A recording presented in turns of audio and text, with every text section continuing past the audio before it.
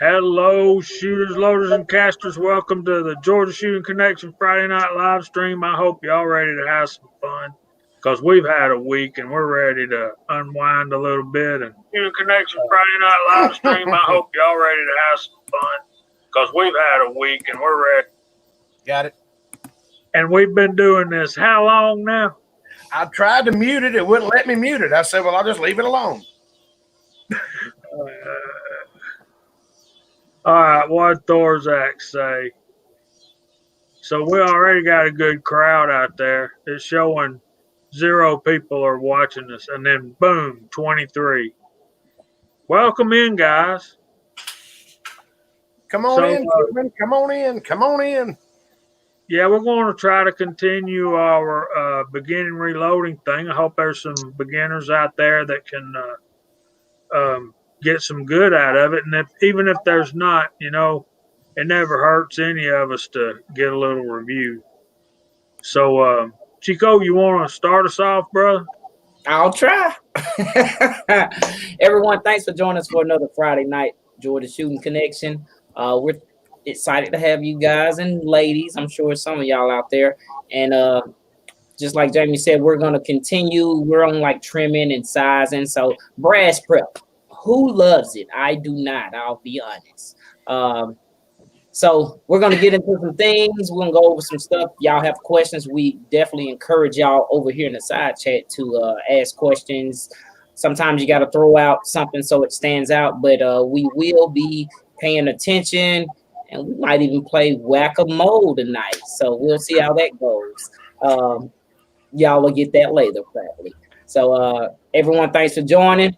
I'm going to go. Let's say, Brother Squatch, how you been, man? Thanks for joining us. Hey, thanks for having me, guys. I appreciate it. Been doing a little bit of trimming and sizing myself this week, so I figured this is just right on point with what I'm working on right now. But I got a couple mail calls this week. I got some videos coming out. Got some cool stuff from some fellow reloaders and shooters and casters, and you know how that goes with everyone in this community. But I'm always humbled, and I appreciate it. But I am going to see, looks like Jamie's off and Echo's busy. So, Kyle, you're up, buddy. Okay, well, I'm here. I've had a very busy week. Messed up and left my wallet in Angel's car on Monday. And I had doctor's appointments Monday morning with new insurance cards. I called the doctor's office, and they said, hang on, I can reschedule them all for tomorrow morning, but you got to be here an hour earlier. I'm like, even better. So I go to get in the car to go to work. Car's totally out of gas because we were supposed to drive it this weekend up to North Georgia, and we didn't. We drove hers. So I got no money, no wallet, no nothing. I've since fixed that problem, but it's been a week. Work has been just crazy stupid, and I am so glad that I can kick my shoes off and take the day away, That's where I'm at. Echo, you there? Yeah, man. Carry on, brother. Yeah, basically, I've just been.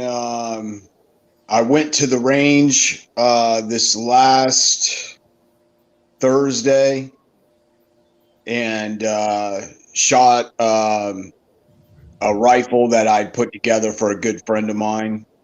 And basically we sighted it in and went through some 223 and basically been taking it easy, just working in the shop, doing a little bit of reloading and a little bit of messing around with a couple of different toys, but that's about it.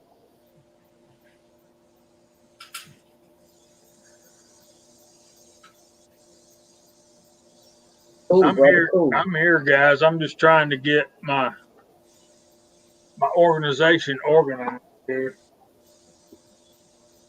You're trying to organize your organization? Yeah, sometimes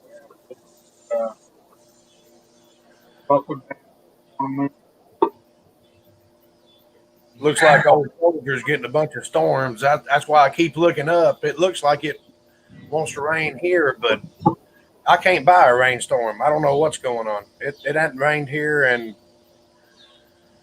a minute. We need quite a bit of rain, and not that instant downpour. Just a nice day of slow, steady, soaking rain, and we can't get it for nothing. You haven't been doing a rain dance. Oh, I've been doing everything I can do. I've been laying naked under the full moon. I can't get anything. Maybe I shouldn't have said that. I think you're painting a picture that Well, maybe that's what ran the rain away. I don't know.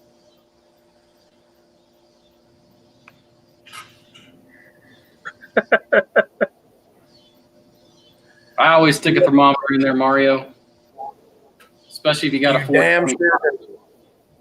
I don't care if it's a. Oh, hang on. Not a meat thermometer, but Lyman sells a. Where are we at? Lyman sells the little just clips on the side of your pot. There's a little holder that, and it sits in there. And these actually work really well. Just because it's almost liquid doesn't mean it's hot enough, and just because that it is liquid doesn't mean that it's not too hot. So yes, I highly recommend one of these $12 or $18 little Lyman thermometers. all right, are they Lyman or Lee's? Mine's a Lyman. I just swung by Cabela's and picked it up. It was 12 or 18 bucks, something like that. And I have tested. I've tested it against my PID, and it's very accurate. Yeah, because as your pot goes down, it starts heating up, so you're always fiddling with it a little bit. I don't have a PID. That's probably next on my list, but the thermometer helps out big time, keeping it consistent. I know a guy that'll hook you up, and he's actually in the side chat. Well, good stuff. That's my next casting purchase is a PID for that pot. Good one, broke loader. Only if I'm face down. Yeah, Jerry and Willie both like you don't gotta have one. It's nice. It's can make things. I kind of do it by sense of feel lately, man. It's just Yeah, you got to look at the bullets and see what the bullet is telling you, because it will tell you what's going on. Yeah, but we're doing beginning reloading, and we're up to. All right, let's recap. All right, brass prep. We started off by gathering us up some brass, right? There's 10 men. Okay. So we gathered them up and we cleaned them, however that looks. And that won't. So after we clean, we have to size them, and that requires some lubrication most of the time, right? And we talked about how some of us use the Imperial Case Lube, the Hornady stuff, the Lee stuff that works real good. Now, one thing I will throw in here when I use that Lee stuff, that white stuff, a lot of times I don't have to do anything except wipe them down with a microfiber cloth after that. I don't have to throw them in the vibratory tumbler or anything like that to clean the grease off. But that's what I'm using right now is my vibratory tumbler. After I lube them and then size them, I'll throw them in there just to clean the lubrication off. And so we got them. It also makes a good polishing compound for the media that you got in there too. Yep. So we got them. We sized them. We talked about when we get further into it and we get into more advanced stuff about how about reloading for accuracy and stuff like that. If we go that far in this series, we'll talk about the nuances of setting up a sizing die to get the most accuracy we can out of it. But right now we're talking about beginning reloading. So guys, we want to try to remember keep our questions as basic as we can for any of the new guys out there. So now that we've got them, notice that we sized before we trimmed. That was a big thing for me. I had to learn to size first because my natural inclination when I started reloading was to trim them and then size them. And then I'd have to size them again right after I shot them, like the next time or the time after that. But yeah, some of the guys out there talking about thermometers. A lot of guys don't use them, but so we're to trimming tonight, and with that we'll kick it off to Echo and Squatch and let them talk about one method apiece right now, and then we'll get Chico to check the side chat for us if he will. Hey, Squatch, why don't you start it off? Putting a sizing die together so that I can actually make one long enough to trim. Okay. Well, guys, there's a bunch of different ways that you can accomplish the trimming of the cartridge, and the way I've been doing it recently is I'm doing a lot of 223, and if any of you guys follow me or follow the channel, you know I just did a video on trimming 223, and what I'm using is a WFT, not a WTF, but a WFT, World's Finest Trimmer. You can pick these up from Little Crow Gunworks. There's also Gerard makes a really nice one that'll do will do your ID and OD chamfering as well. It's called a Triway. This one just trims, and it's adjustable, and it locates off of the shoulder of the cartridge. So once you get it sized, and that's the important piece to this trimmer, is getting a good size, a consistent shoulder, because it's just basically cutting the neck. But it's real simple. Once you get it adjusted to the length you like, and a quick tip is get one and use it as like a master cartridge all the time, so you can set this up for whatever trim length that you're looking for. But basically, we're just going to insert the cartridge in and then give it, a quick spin until it gets everything trimmed off, and it leaves a real nice machined edge. And you won't be able to see it so much on the live stream, but it leaves a real nice trimmed edge, and it takes you into the next step, which I'm sure we'll get into, and that's chamfer and deburr on the ID and OD. But that's a real quick way to trim 223. I mean, you can do any rifle cartridge with this, but I would focus on getting very consistent shoulder on your cartridge. So I like to full length size when I'm using a trimmer like this rather than just neck sizing. But that's a whole nother topic of conversation. But that's a real quick trimmer, and these are caliber specific. This one particularly, and I think Little Crow Gunworks is now making one that has interchangeable collets. So you can actually do this for multiple different cartridges, and they're not too hateful in price. But if you do a lot of 223, it's nice to have something dedicated to it. But I think I'm not even going to quote the price, but I know you can probably pick up a lathe trimmer pretty close to the same price used if that's the route you want to go. And I think that's probably what Echo is going to show everyone. But any questions, hit them up in the side chat or send me an email. Or if you want to try it, I'll send it to you and you can give it a whirl once I'm done with it here. But that's how I'm trimming right now. I'll say this quickly. If you guys are not familiar, and Squatch hadn't been on YouTube very long, and he's already about to double me in subscriber count. So I know all you guys are familiar with him, but he's in the middle of a 223 loading series right now. So if you got any questions on 223, just go over there and check out his latest videos on 223. and you won't be sorry. There's the big man's outdoors. So, you got something for us down there, Mr. Echo? Yeah, I'm still digging. Basically, the system that I'm going to show you guys is a little cheaper. We have a couple world's finest trimmers here on the table.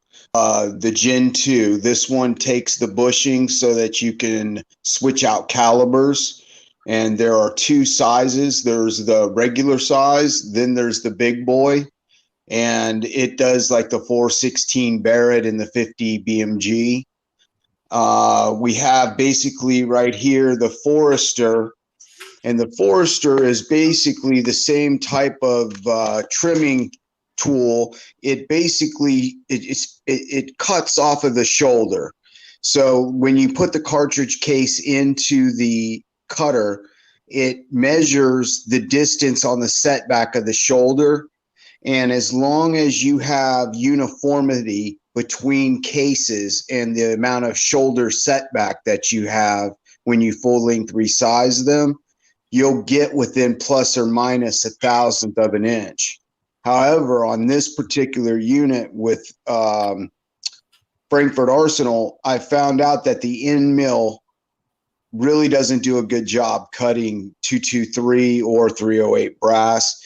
It cuts it, but it more or less just grinds it so that you get this huge amount of burr that you have to cut out with a chamfer tool or a deburring tool.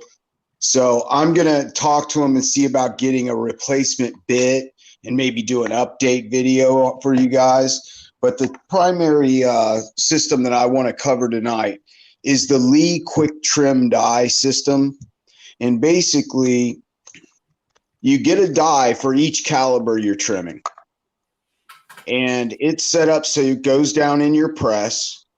And I'll take you over here and show you how it goes down in here. Now I'm putting this on a C press or an O press from Lee. So you guys, it's a basic single stage. What you want to do is put in a number 4 shell holder because that's the ones with Lee for 223 Remington or 5.56 NATO. Let's see if I can get this out of the way just a little bit. Pull your handle all the way down, bringing your ram all the way up. Bring this all the way down until you kiss the shell plate. And then let off a little bit. Give it a little bit, like maybe a quarter turn, bump it back with the ram and tighten up your lock ring finger tight. And that basically locks it in. And then what you're going to do is you have 1 or 2 options you can go with. And that's what makes this kind of like a unique little thing that I like to deal with.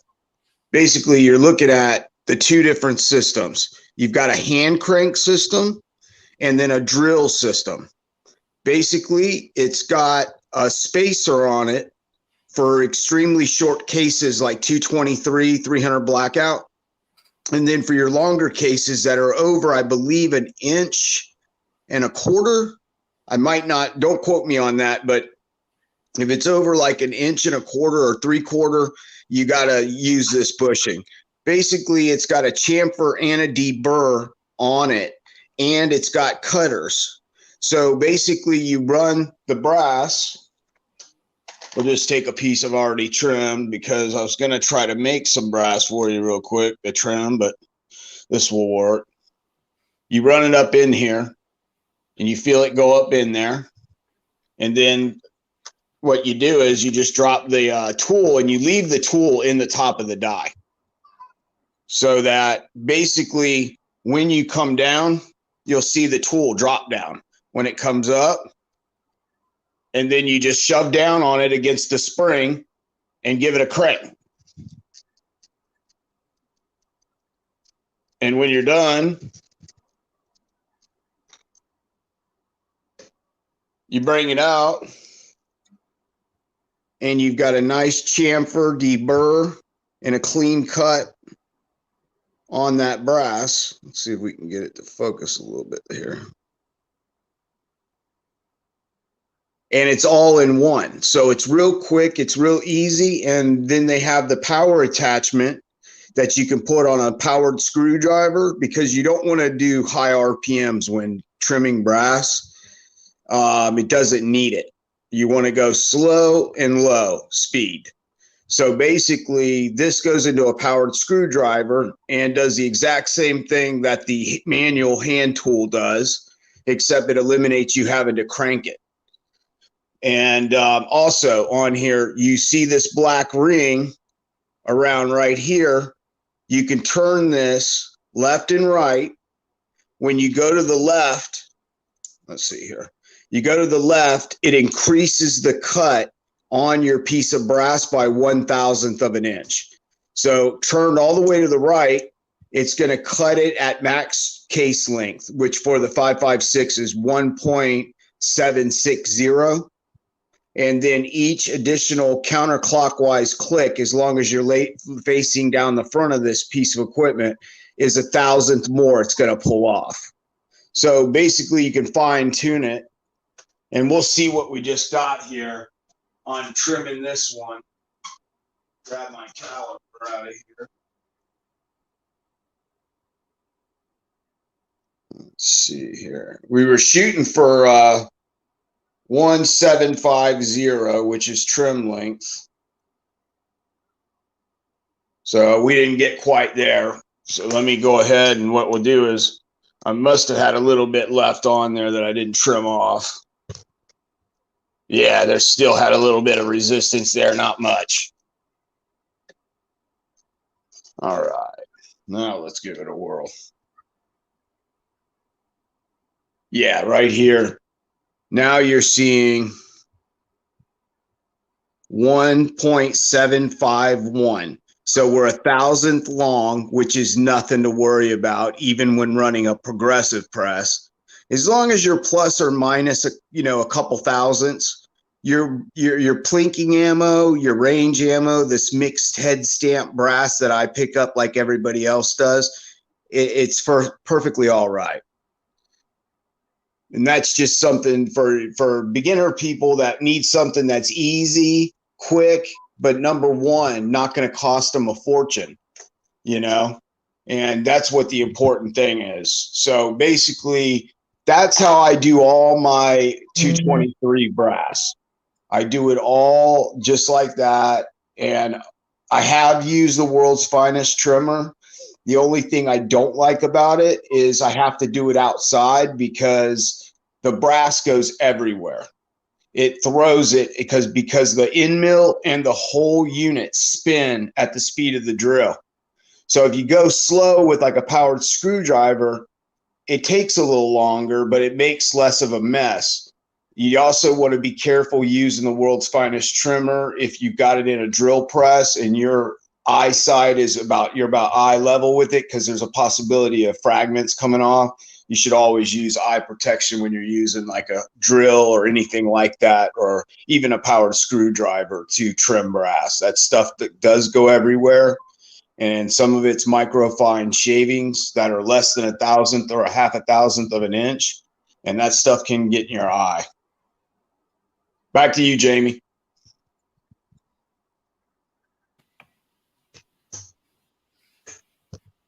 Okay, will that Chico, you want to tell us who all's here? Yeah, no. Yeah, I can do that. Let's see. We're going to go to the participants list first, if YouTube will cooperate. So very first one says Eagle Eye Shooting. We got Fuzz T-Fork 8, James Pollard, JCM 45. Hey, brother. Jerry 1911, K24, Lakeview Outdoors, OCD Outdoors, Ocean 374, PCC Kid, Thorzax, Willie Bullet Man. And let me do it one more way so that it'll show.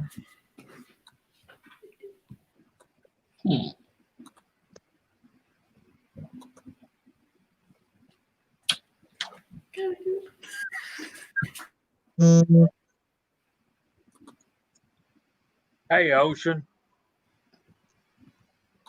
All right. Sorry about that. Found them. You about found them all, Chico? Yeah, let me go back to the top. So Kingpin, 6-shooter Texan, Lakeview Outdoors, Thor's X, Ocean 374, got K24, Big Man's Outdoors, Tex I Can, we got PC Bullet Empire, Fuzz T48, Chris 338, Blue Hiller, Mario Molson, Larry Palmer, Jerry 1911, JCM 45, Thor's X, Squatch Reloaders on the panel with us, Eagle Eye Shooting. Yeah, Rollis is out there. Let's see. Pollard. Almost to the bottom. PCC Kid, Ocean 374, Big Al, Air Guns, 1776, Thoughts of an Old Soldier. I think I said PC Bullet Empire. And that is all that's showing me from my last refresh. I'm sure it's like more of y'all out there. It says 43 is watching. So, yeah, thanks for joining us. Okay, AR Guns is a Georgia brother, Chico. Jerry and Appalachian Reloader just commented. So sorry, I didn't want to leave them out. And Reloader 762. There we go. More of them's coming up. My computer's slow sometimes. Okay. Let me do this, and y'all be thinking up a question for a giveaway. So,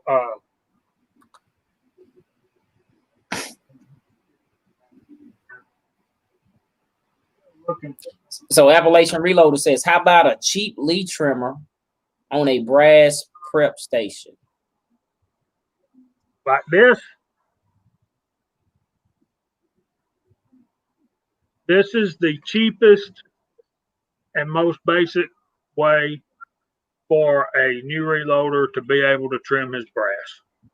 And I'm going to, if y'all can bear with me for a minute or two, I'm going to show you. They call these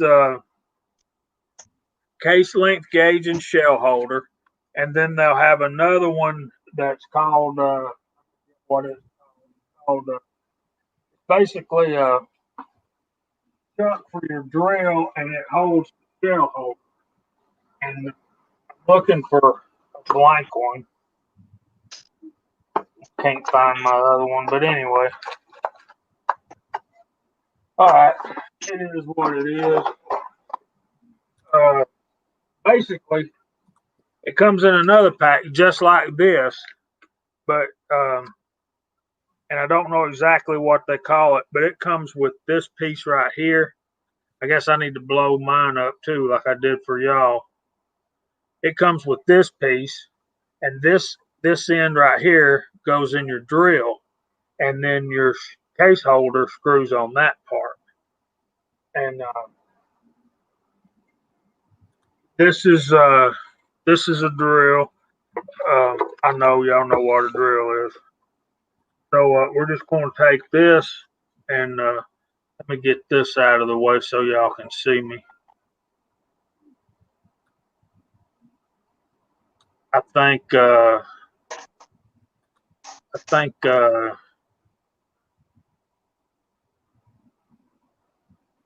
yeah. Emperor said that's all he uses. And I've learned some tricks with this that Kenny's always teaching me stuff. Bad for a 30-year-old be teaching a 60-year-old new tricks. So basically you just chuck this up in your drill like that. Then you open up this pack right here. So in the pack with this comes the cutter, and that's this part, but it don't come with this ball on it. That's why I was looking for just this piece. and it's just that size all the way down. So you take your case gauge, which is this piece, and this is a 223, and you screw that into your cutter. And I always like to take my pliers like that, and there's a flat right there so that you can grab hold it with a plier and just make sure it doesn't come out, and you're not scarring anything up. Then you take your case holder. Can y'all see this without me having to pick it up? Let's do this just a little bit. Screw that on there. Okay. And then you take a 223 piece of brass.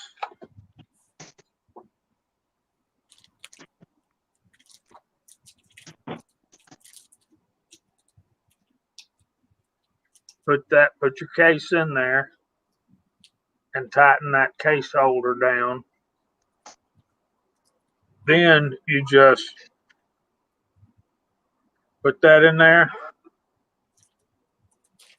make it turn slow, and you can see the brass coils up. And then it falls into your computer keyboard, which is very good for it. And you'll be able to feel it when it stops. There's Charlie. Hey, Charlie. Okay. And earlier we mentioned, Squatch mentioned chamfering and deburring. So while you got this thing in here like this, you can take your chamfer and deburr tool and just give it a quick spin and turn this around. Or when I'm doing a bunch of these, I'll just hold it like this, and then I don't know what you guys, what y'all think about this particular thing, but I always tend to want to do the outside first. And let's measure this and see what it is. Your maximum case length for 223 is 1.750.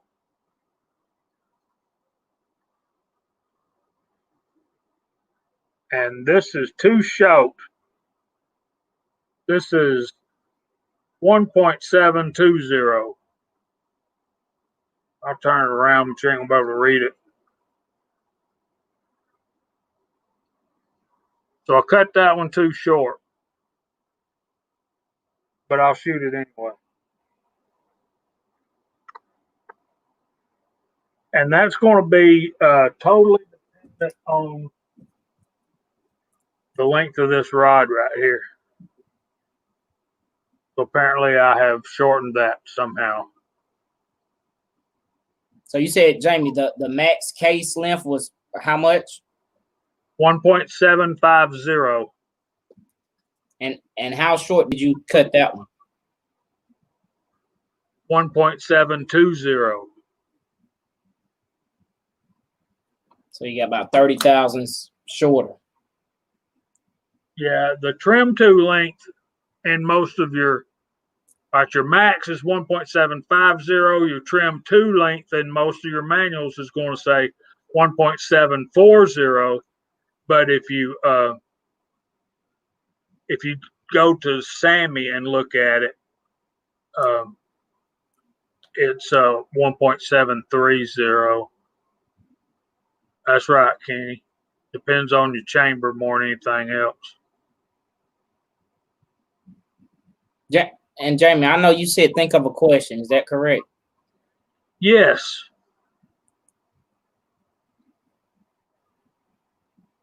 Anybody got a question? Is it? Okay. This is for the side chat, right? This is for the side chat. If you do not have a Lee second edition modern reloaded,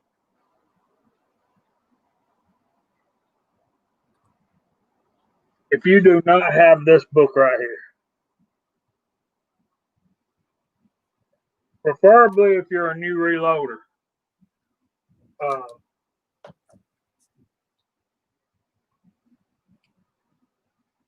We're going to ask a question.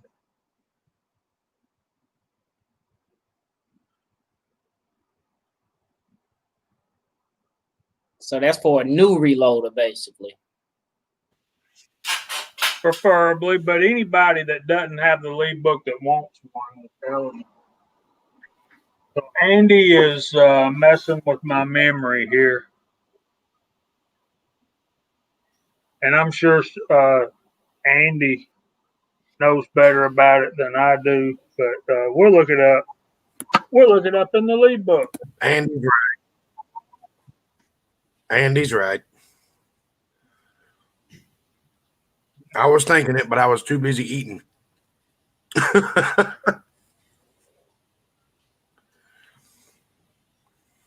He is right. 1.760. So that would make the trim 2 length 1.750. Which should be easy to remember because it's 1 3/4 inches, right? But I always get those mixed up. Yes, sir. But Sammy is not what I remember that Sammy is different from what's in the most of the load manuals.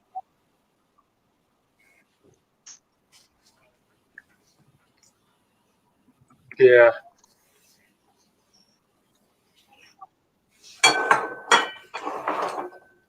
No, Baloo, you can't have no lasagna. I got it in the private chat, Jamie. Okay, Kyle, that question you asked me, sent me a text about, I have no clue, brother. I'm sorry. I picked a random oddball caliber. Don't know anything about Winchester Short Magnum. So, Well, and most people don't know about the question that I asked. So I'm sorry. I had a mouthful of lasagna, man.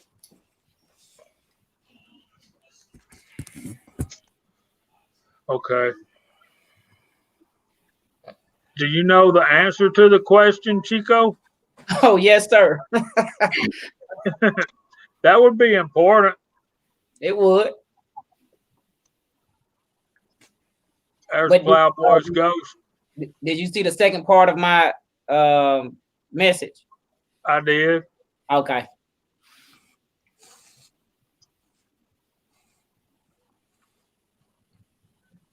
But if anybody else has any other one, they can throw it out. That would be the question. Except for you didn't spell it right, Chris. Don't worry. Isn't there? It's FOUR. Isn't there 2 M's in there? It's 2 A's. 2 A's. Okay. 2 A's. See, now I got to pick another question.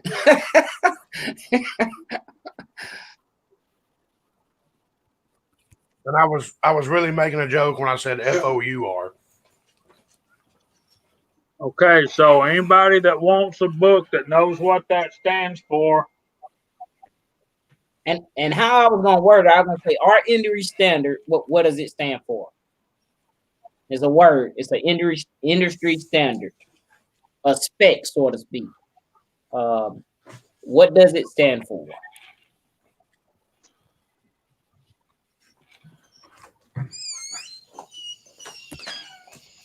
It's a pretty quick Google. It surely is.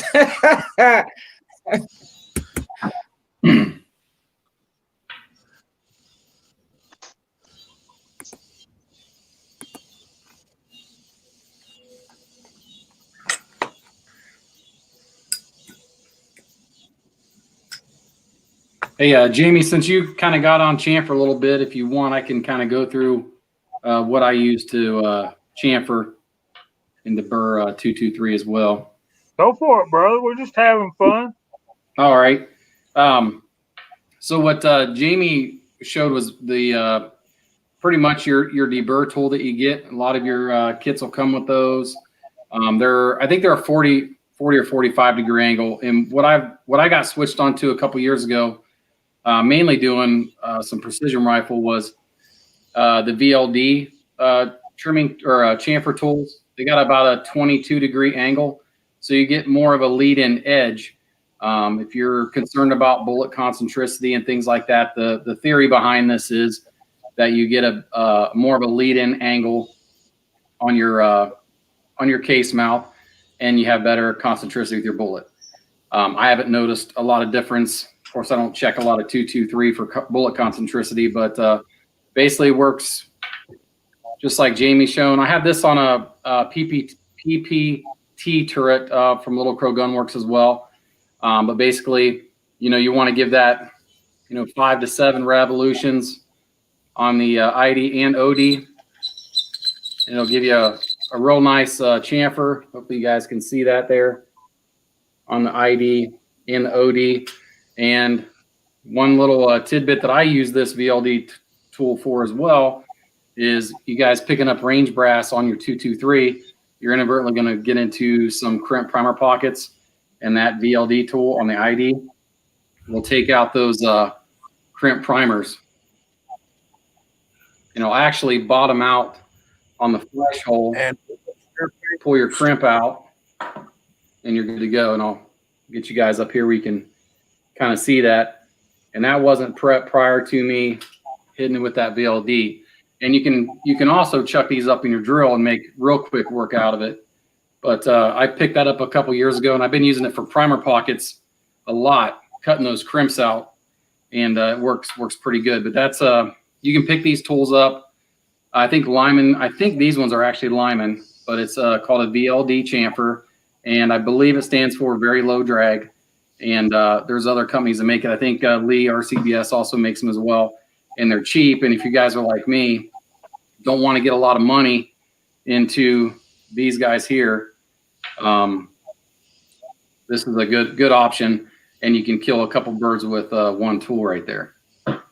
And if you guys have any questions, this is on my latest video as well. You guys can check that out. Yeah, I saw that. That was Public service. very cool. So, Public service and watch your fingers. Oh, with the turret? Yes. Yeah, you can. Yeah, watch your fingers, especially when you're doing like the ID. That OD chamfer will wheel around there and catch your knuckle. and that would hurt. Well, it looks like the winner of our first book is Reloader 762. So Reloader 762, send us an email at georgiashootingconnection@gmail.com. Send us your address, and we'll get you a book on the way. Compliments of Big Al.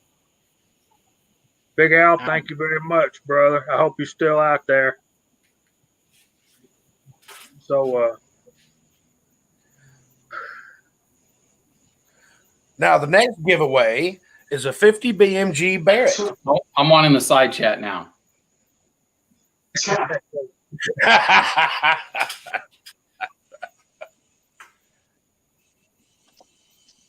well, I wished I'd have known, big man.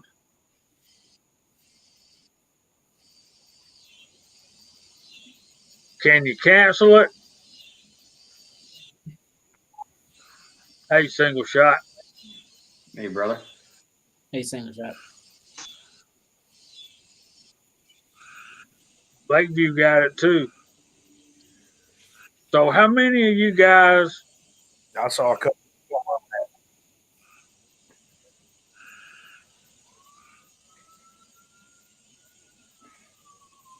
okay, Big Al.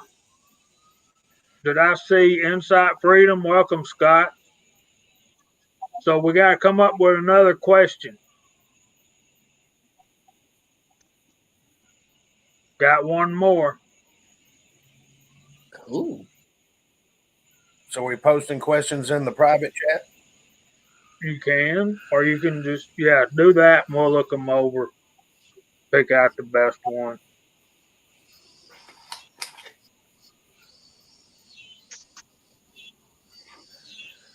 Let's see. We got to make this one creative because we know everybody's got Google. At that point, it just turns into a Who's typing got the fast contest. internet? Typing content.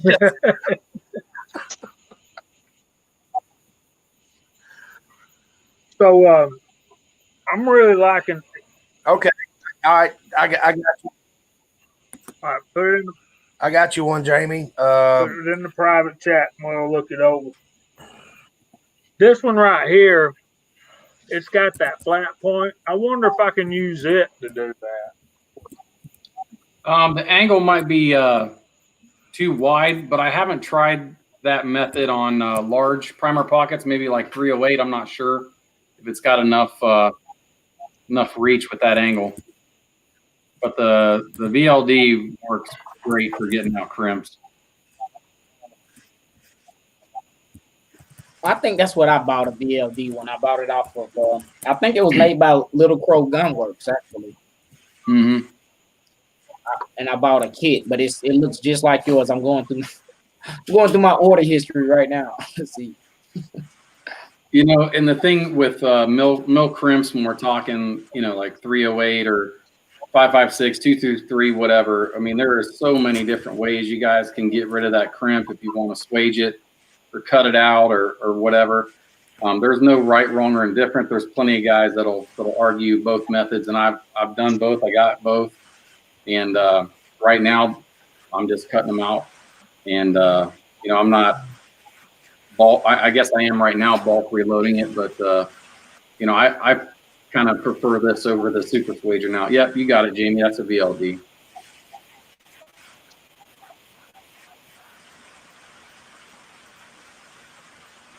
Yeah, man, that's pretty cool. And if you look, you get it in there good. You look at your price. If you're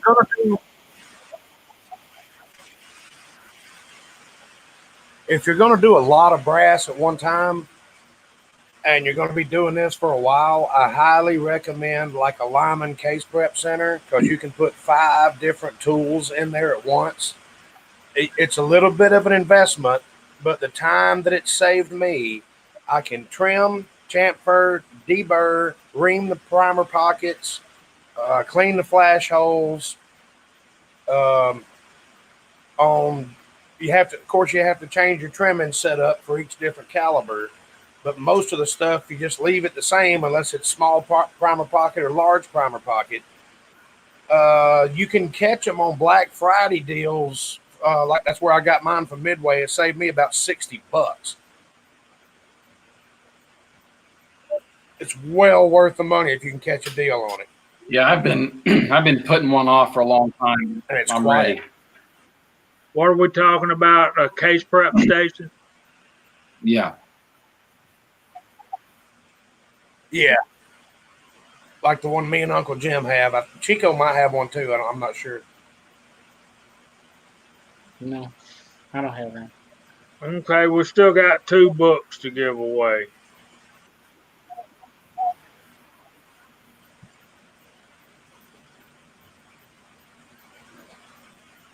What books? We have Actually, we have.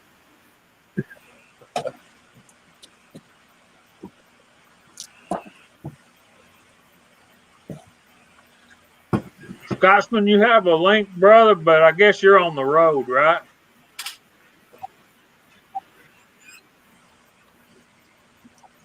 What's up? Can you take me to Mallory's place tomorrow? We're gonna go out and I'm gonna get my hair cut. Maybe we'll have to. There's another question after I put Jamie in the private chat. I see that.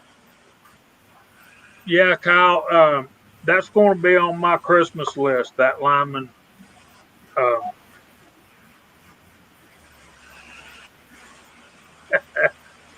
right, Charlie. Good point. Can anybody read? I hope so. The reloaders, you're supposed to be reading those reloading manuals front to back.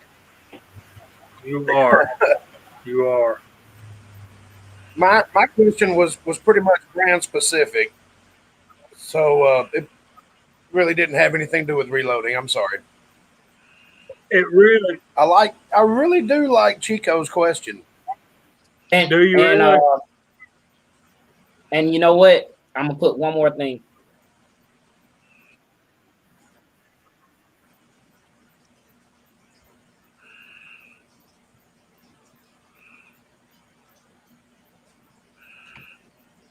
There you go. Because I think a lot of people will come up with one of them, but not the other one. Okay. We'll do this. And you know the answer to this question, right, Chico? Absolutely. Okay. What are the? Oh, yes, that is. Well, I put the answer in there, Jamie. I know that. I just want to make sure you know that's right Okay. before we give something away. He went full Jeopardy. Yeah.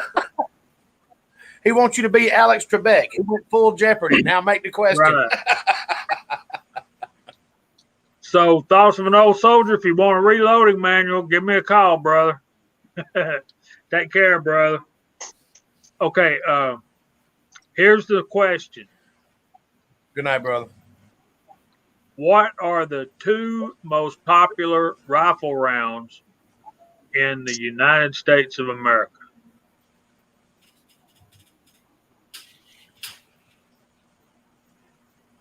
I hope no one says 6.5 Creedmoor.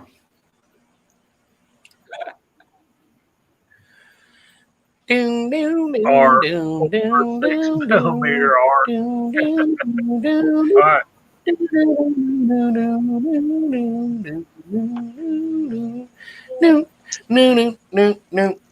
All right, we're getting some answers. Nobody's got it right yet. Nope. I would have guessed. Nope, they do not. I would have guessed what Big E or Somebody's close. Somebody's real close. Keep going, guys. Keep going. Almost there. Almost got it. Bingo. Jason Stewart got it. And I believe he's a new reloader. That's the first one I saw. But really, you know, That's the first one I saw. Kenny got it right. Think about it. Just think about that answer right now. You think about it. You say, yeah. Yeah. Do we have one more prize to give away? Jason Stewart, send me an email at georgiashootingconnection@gmail.com with your address, and we'll get you this book. We do have one more. No, Willie, the right answer is 22 long rifle and 5.56/223. I think the 22 was Thor's X. I knew a lot of people were gonna think that too.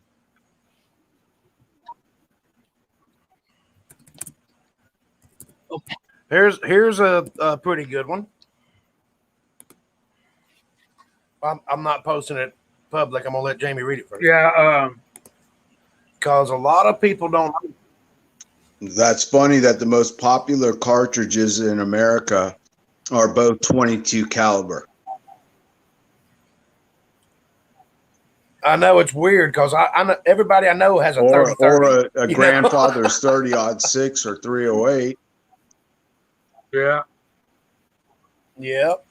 But that is the correct answer. Those are the two most popular cartridges. Okay, Jason, I'm assuming you can use this manual, man. It makes my heart feel great. And I think where that is awesome. I think where some of them got mixed up, I said rifle cartridges, and I think Charlie said he was thinking rifle only. Both of them are rifle. 22 long rifle can be shot in a handgun as well, but it's originally a rifle cartridge, and so can 223 according to our federal. Yeah. Hey, according to the people that don't know anything about guns, the 223 can be shot in a pistol as well. Okay, Walter had a question. Walter Davis had a question earlier that I want to get to. It's a little bit off topic from beginning reloading, but even the beginners are eventually going to have to come to this point. Um, he wants to know how we are annealing our case. He said necks, but what we're really talking about here is um, when we anneal. And y'all help me out. We lost somebody. Who did we lose? Echo again. Okay, so when we're annealing, we really don't want to get all of the neck if we can help it. On a 223 or a 556, you're not going to be able to help it because it's so short. But what we really want is that just that neck. Am I right about that, Echo? Yeah, you don't really. Some of the heat is going to transfer down into the shoulder, but what you're trying to do is anneal the part that gets worked the hardest. And when you think about it, the neck, the shoulder does get bumped back when you full length resize your brass, but the most wear and tear is in the neck and the mouth of the case, where it's constantly being either neck sized or it's being ran over an expander ball and then into a full length neck die where it actually constricts the neck and then it pulls it back over the ball to get its final neck tension and size. And basically that hardens that brass. And just like when you bend a piece of aluminum so many times, eventually it just breaks right where it started bending. And you eventually, if you don't anneal your brass necks and the actual top neck of the cartridge, you will get neck splitting and some issues like that. But usually with the 223 and the 5.56 NATO, especially with the 5.56 NATO, I've noticed when I fire them out of my AR-15, I only get 5 reloads with them before either the head is warped from the violent extraction or the primer pocket is just gone.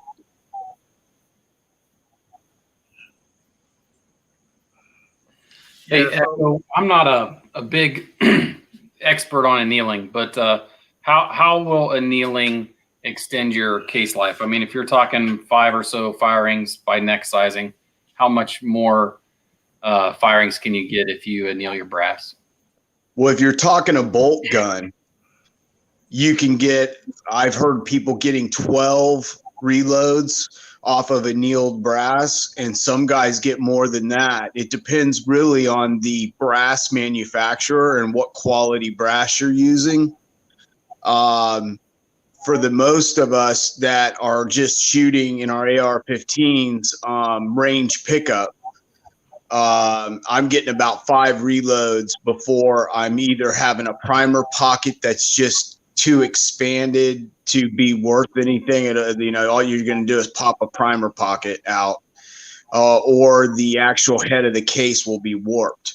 With bolt rifles, you don't get that violent extraction, so you get more life to the brass. And if properly annealed, you can more than double the life of your brass. I know guys that have real expensive brass like Lapua, and they're getting 20 reloads out of it. It depends on how hot you're loading them as well. If you're loading them at your max pressure, you're not going to get as much life out of the brass. It's just like a car. If you drive it with your foot on the gas pedal wide open 24/7, engine and transmission are not going to last as long as somebody that takes it easy and does the speed limit type acceleration. Thank you, Jamie. I was going to say put 7.62s up there because I was going to say that it work hardens the brass, And when you anneal it, it relaxes it a little bit and makes it a lot less brittle. Okay, and his original question was, how do we anneal it?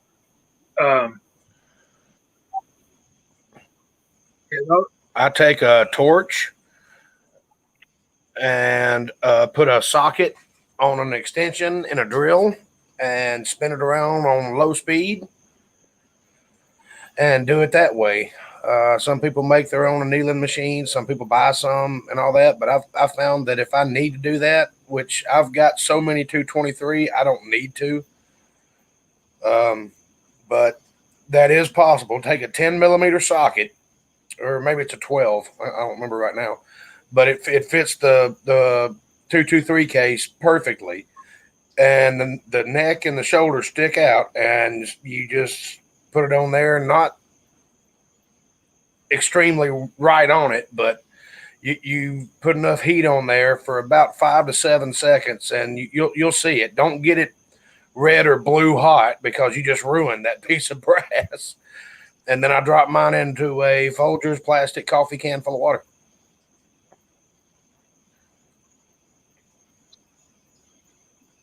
That's dead offensive brass. Oh, that's fun. No, it's anneal ease, Scott. Anneal. Family friendly. Family friendly. There you go. Hey, Kyle, So basically, that's what Kyle described to you is the way I do it. The way I do it, and they make machines for that. The anneal ease, which is what I got. And they're not that bad. I mean, they're not crazy expensive. What, $200 or $300, Chico? The Nillies, yes. or you can go all out and buy the amp, which is around $1,200 or $1,300. Yeah, but Yeah. nobody that's Yeah. watching this show is going to do that. But what I was going to say, Kyle, have you noticed, because you're water quenching your brass, that you're hardening your necks back up? It seems that way sometimes, only on the ones okay. that I've overheated. You'll get a color change, and you can notice the color. It's a lot different than the normal color change. You're just looking for the neck and shoulder to get a little bit darker than it was.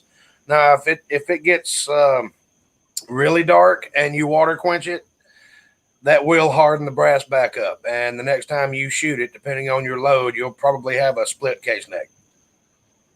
Ozark. I have noticed Ozark popped up, and he popped in with us. Welcome, Ozark. And he has an anneal ease, and apparently he really likes his. $300.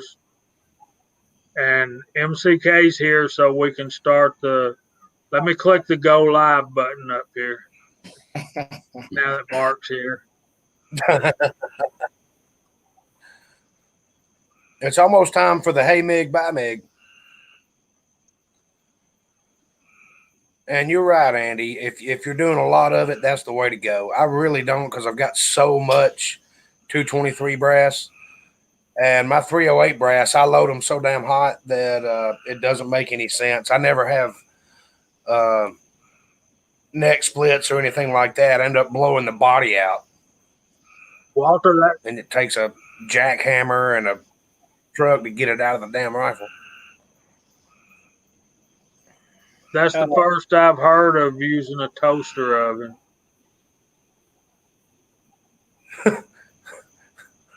You want to be Wow. really careful when you're annealing brass not to heat up that head of the case.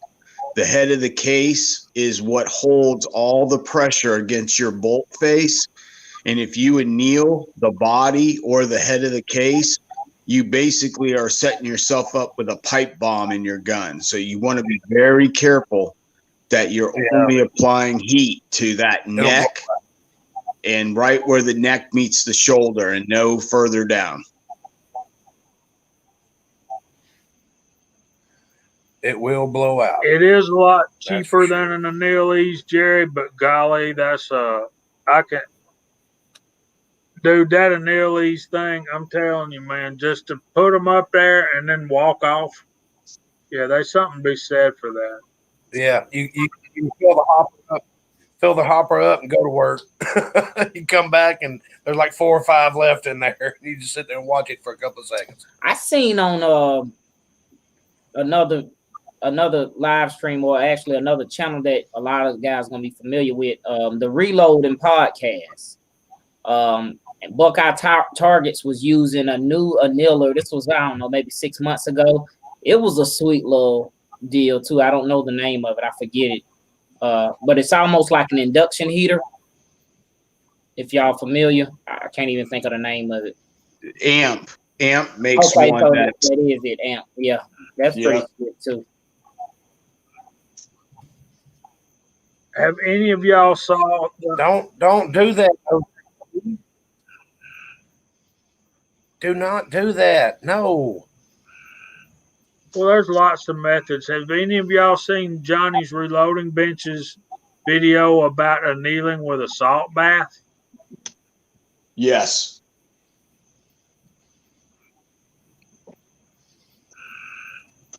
Yeah, I saw it.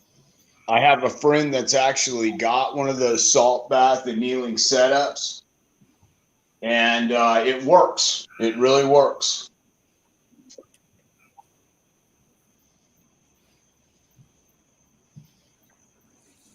For real, Squatch? For real. I always wondered what that. What do you think, Chico? Is it? Hold on. Let me see if I can find it real quick. Get in the private chat.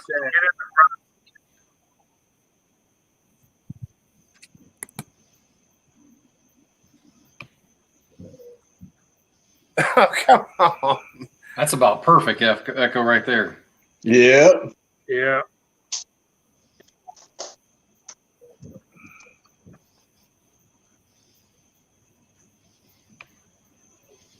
That's a good question.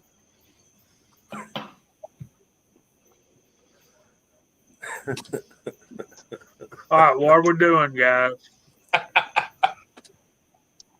Oh, hell, you're in charge. It don't matter. boss.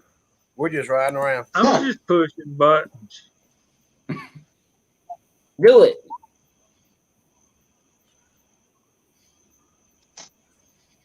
Now, Oh, only in there to wet tumbling. Okay, OCD. I thought you were trying to anneal 9mm in a toaster oven. yeah, Lakeview's out there. Okay, I can see that. Okay, yeah.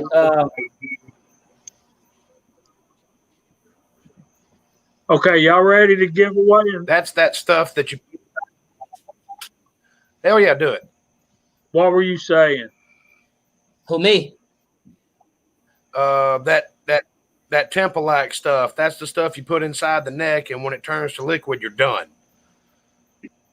That'll give you a good idea of how long to anneal the neck and shoulder of your brass. It's like I've seen it where, I've seen it where it's like fingernail polish with a little brush in it, and you just put it inside the case neck and spin it, and when it disappears, The stuff that I've used, Kyle, basically you paint it right on the shoulder where it meets the neck, and you can get it in various cook-off temperatures.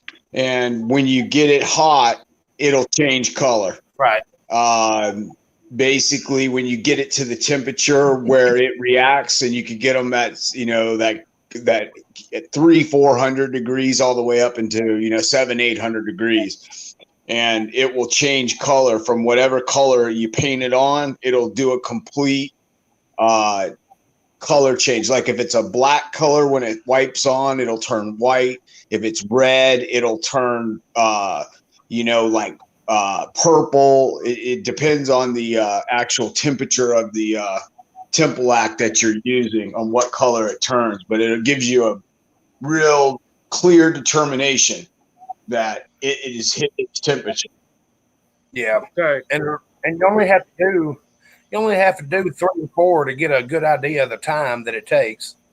So, because that stuff's expensive, so you can do 2 or 3, and if they average 6 to 7 seconds, then you know that the rest of them need to be 6 or 7 seconds. So everybody all together. Hey, Mig. Hey, Mig. Bye, Mig. Hey, Mig. Hey, Mig. Okay, Roosted Films just started reloading 223. He's using H335 and 55 grain full metal jackets. Any suggestion? Be careful. Go switch to bargain.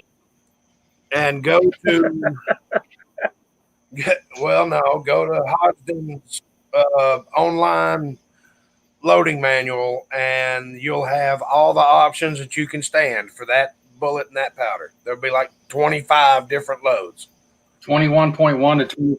and they're all safe.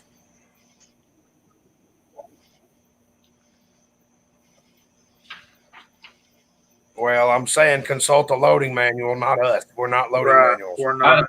What works in our gun may not work in his. I just read it out of the reloading, one of my reloading books here. H335 is pretty common powder. It's right there.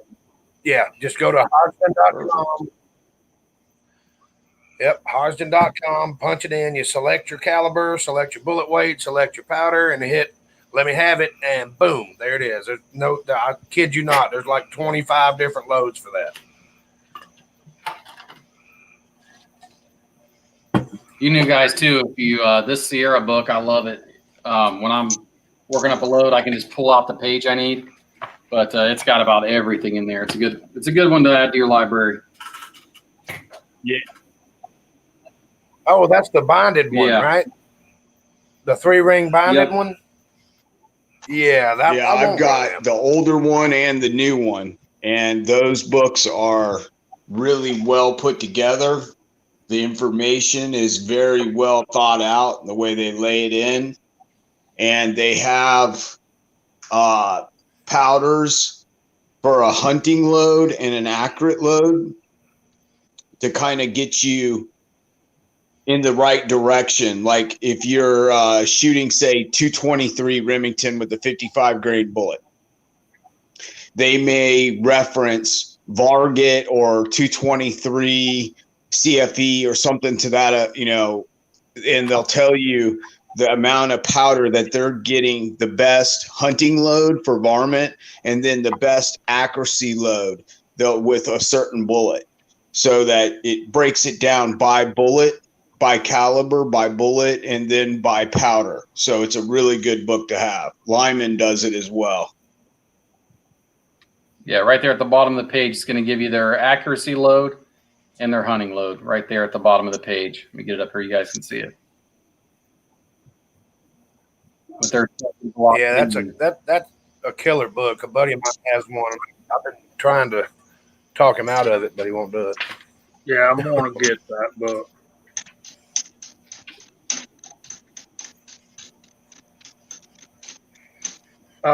And I will agree with single shot. Ram shot tack is a phenomenal powder. Yeah. If you can't find that book in your local stores, you can go to bulletsmith.com and order it. Isn't that the Sierra Bulletsmith website? I even think Amazon, Kyle, has it. Yeah, they may. I think so. Oh, do they they? have Do quite they? a Okay. few of the reloading books, so that if you guys can't find them anywhere else, that, and believe it or not, Barnes and Noble carry reloading manuals. I think they're on their 6th edition. Well, I know. I think it's Bulletsmith. It's Sierra's website. I know you can get it from there. I would think Echo would know that much as he hangs around with 76 High Boy. About what? The website for Sierra Bullets, isn't that bulletsmith.com? Yeah, that's it. Y'all, you giggle, man. I really like High Boy. I like him a lot. but and we got to try to get him on here. Another powder I would suggest. He needs to put some more video. Well, yeah, he ain't done a video in a long time. Thorzak saying benchmark, and Paul Lloyd, 2200 or 2230. I've used the all right, that Shooter's World tactical rifle works good. Oh, I'm not. I haven't got my camera turned on. H335 worked well, and 223 for me, and 35 Remington. But the what shocked me and Kyle was the accuracy that we got out of what was that powder, Kyle? Brain fart. TAC. Was it Western Ram? Was it 4350? Oh, Western Ramshot TAC in. Was it TAC? It was TAC and 35 Remington was our best groups, followed closely by H335. It was. Yeah, I use 335 in mine. I'm not going to give out load data, but I do have different loads for different rifles because some of them have different twist rates, and I shoot different bullets and some of the different ones that'll handle the heavier bullets. I like reaching out a little bit farther with them. 4895 signal shoulder was designed for the 30-06. That's where the whole powder came from. I like 4064 and a 308 and 270. Everybody's got their own personal preferences. It involves going broke, buying pounds of powder and loading 10 rounds and going to shoot them and see what you get. And you develop your own favorites. That's just to all the new reloaders. It's going to happen. Another aspect of that, Kyle, is what's available around you. You know, a lot of guys might have trouble getting 48. Yeah, that's true. So, Chico has our next question for our. I've got an 8-pound jug. Okay.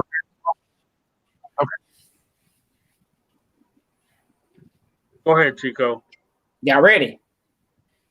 I got a word. Huh? I was asking Squatch if he's ready. Are you kidding me? So look, okay, here's. No, look at Chico's backdrop. Oh yeah. So the last question, right, Jamie? Yeah, we only got 2 books to give away. All right. So most of the people, if you're on here, you know there are a lot of press manufacturers. I'm just talking about presses. There are normally 4 main ones. All right. You can probably see one in Squatch's picture, probably down there in Echo's picture. The one that uses an acronym. What does that acronym stand for? So you got to think a little bit.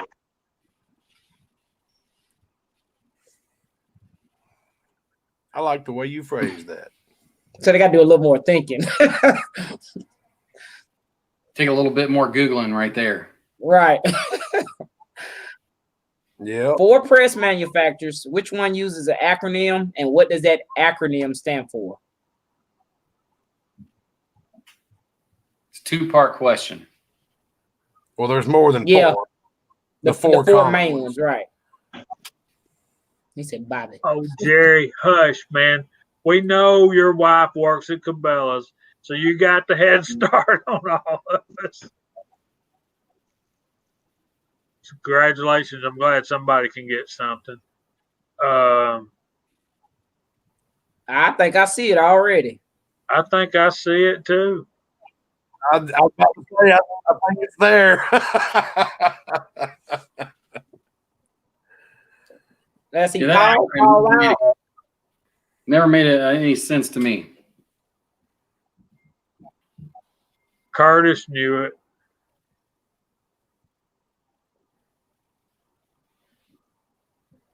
Yeah. Charles Irby. Yeah. There's been a couple of good ones out there. Yeah. GGW come up with one too. Mech Reloading. Oh, you got Dylan, you got Redding, you got Mech, there's all kinds Right. of them. And you also got Tex. I don't know, man. I'm lost. He said Chico's in the grocery store. I'll take Look, I can tell y'all lately I've been in a lot of of gun stores and reloading supply houses, and it looks nothing like this. I wonder if Mig is out there. That's because you bought it all. Look at it. Is Mig still hanging around? Big's still hanging around last I saw. Some people. Because Mig knows exactly what this is. Yeah, he's there. He said he was there today. How did it look? Look like you bought every damn thing. Shit. Edward Petty come across some small pistol primers. He was asking about if Wolf primers are any good. I'm saying Yep, I have if you've some. got primers available, buy them. Yes, that's true. Yeah, I've never used Wolf, but The cups are, in my experience, seem to be a little bit harder, but I have no issues with them whatsoever.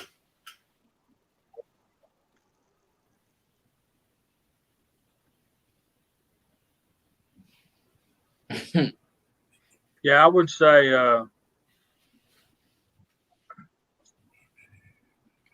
would typically think, how can you screw up a primer?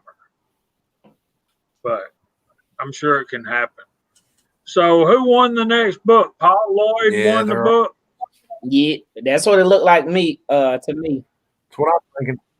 All right, Paul Lloyd, send us an email at georgiashootingconnection@gmail.com, and we will send you a Modern Reloading by Richard Lee, Volume 2.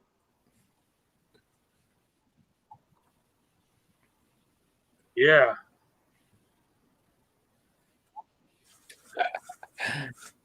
I've still got my emergency powder stash from 8-10 years ago when you couldn't buy anything. I've still got an 8-pound jug of Ramshot Silhouette in the bottom of the gun safe that, in case of emergency, break glass. I don't know if any of y'all have ever played with that, but that is some volatile stuff. 0.2 of a grain is a lot. I've noticed that's Alliant, right? The company, yeah. I've got the reloading manual, and you better follow it, because if not, you're destined for a bad experience. 0.2 of a grain goes from minimum to over maximum, depending on what you're loading. Like 9mm, 0.2 is a lot. Yeah, I was recently in a store. If I was going to use Oh, sorry. Go ahead, brother. My bad. If I was going to use it, I would hand charge every single round with a trickler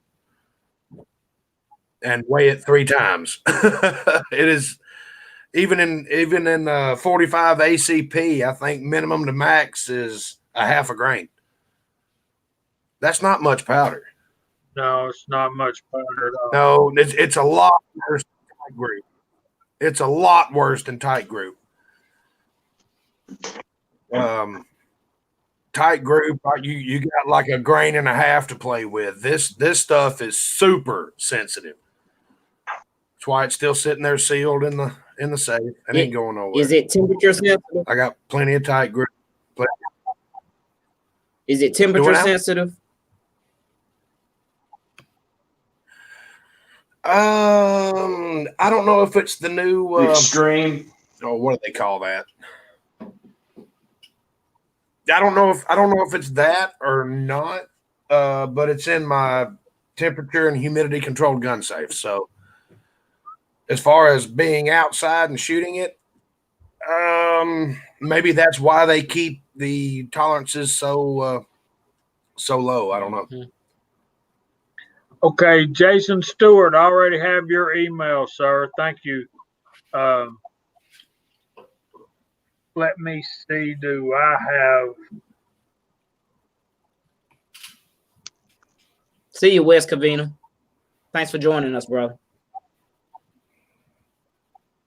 Oh, good night, Pat. Okay.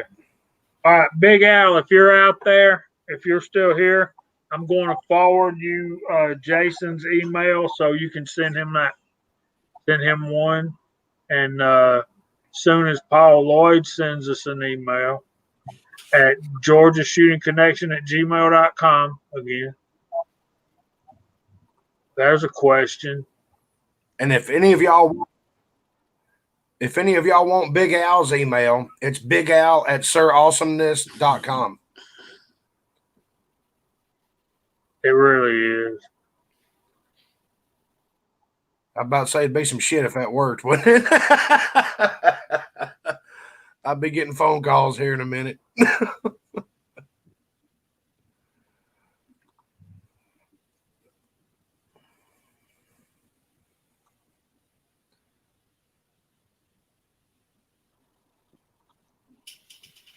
Okay, Al, it's on its way.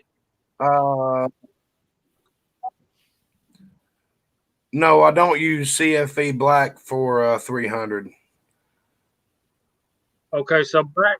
I use 335 little. Go ahead, Jamie. I'm sorry. I thought you were through. Back to Walter's question. He is having some chambering issues because after he's annealing his cases, his the shoulders are getting bumpy and he can't chamber his rounds. So I would say, Walter, with all due respect, brother, you probably need to examine your method. I don't think doing them in if you get a torch and try our method with the drill, the extensions, and the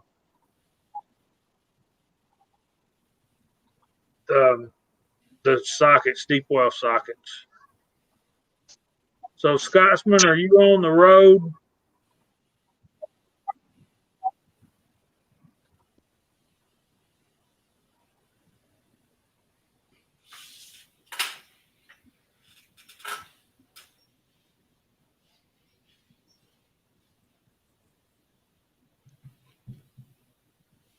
If you're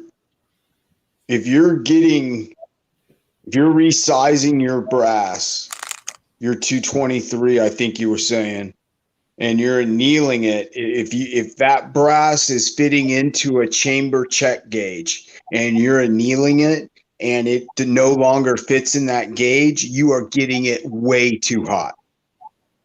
You're actually causing the brass to change, and the tin in the brass, or what is it, tin?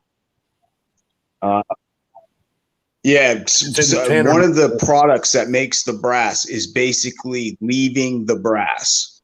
You're cooking it so much that it's basically losing its form. You're way over annealing it. It doesn't take long. 3 seconds. I crack a propane torch to I crack it to about a quarter on, and it's usually between my experience is 5 to 7 seconds, but I'm not holding it right next to the torch. I'm off a little bit, but you can see it change colors just a hair, and that's really all you need. Or you can get that marking compound that they make, some you put on the inside and you can watch it disappear. They make the color change and stuff. None of it is cheap, but you can get an idea how long and where to hold it. So that's what the point I was trying to make earlier. You can do 2 or 3 rounds, and then you'll know what you need to do.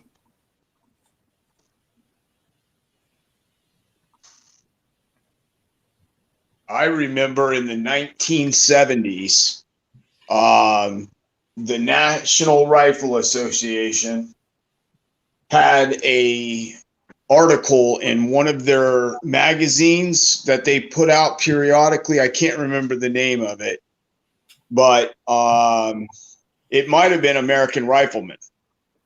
I believe that was it. And basically it showed how to do annealing your brass. And they were putting it in a pie dish, like a tinfoil pie dish. They were filling it with a 1/4 inch of water. Then they were setting the brass in there on the edge and setting it down on a record player or one of those little, what they used to call Lazy Susan, that you could spin on your kitchen table and move around. It would spin in a rotation circle and basically spin it and hold the torch on it so that you know that you're not transferring heat down into the body or the head of the case. And then basically you just let it sit there and cool and set another one down, do it until you fill the whole pie pan up, and then you take them out. And that's how the NRA told you how to do it back in like 77, I think it was, at an American Rifleman magazine, if anybody remembers that.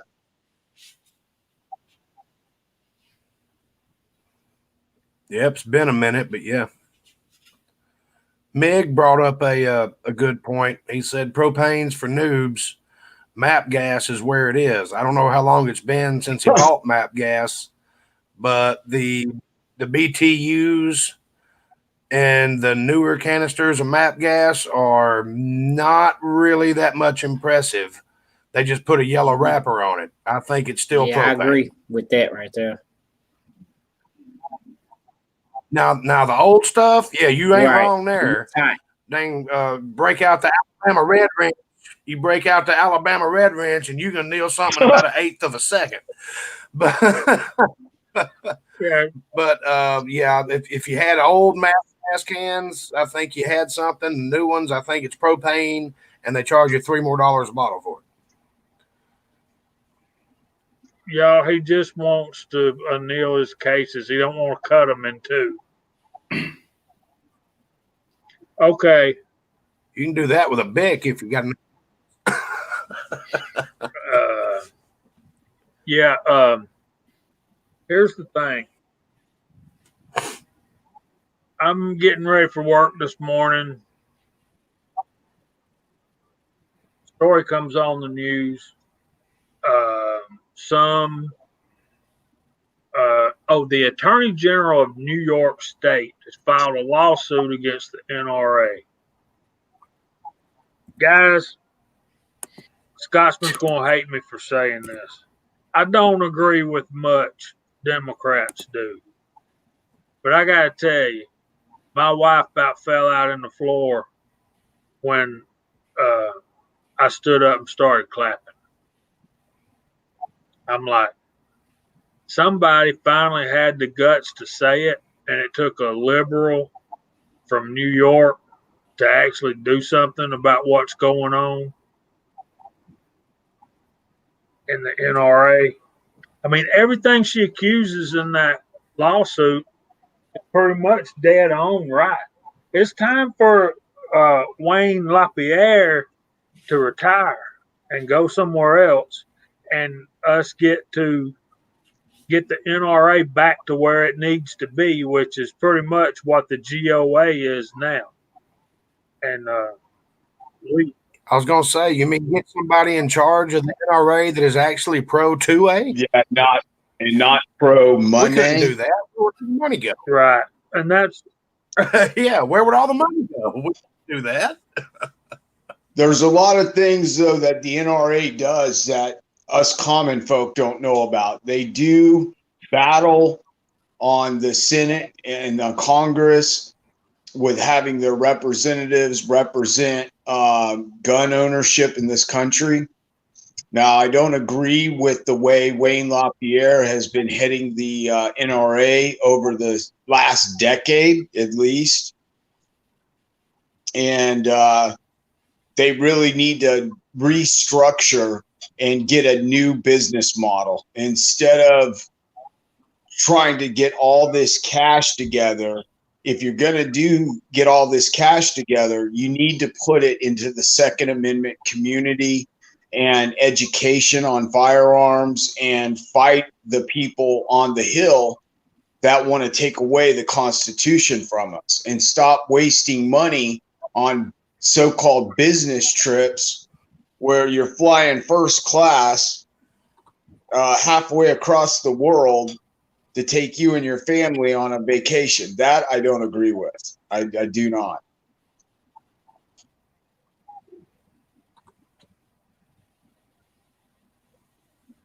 Yeah, that's the problem right there. NRA agrees with Lakeview. When I was a kid, the NRA stood for the National Rifle Association.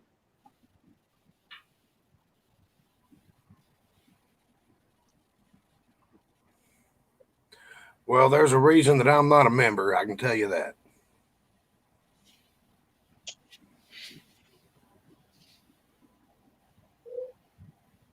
I know that's right. And part of what got me on this, and I'm sorry, y'all are just taking off. I can't keep up with a side chat at this point, and I appreciate that. But Big Al made a comment. Echo made a comment about an article that from 1977. Look, I was in high school in 1977. I don't remember a whole lot that went on in the 70s. Sorry. The truth is the truth.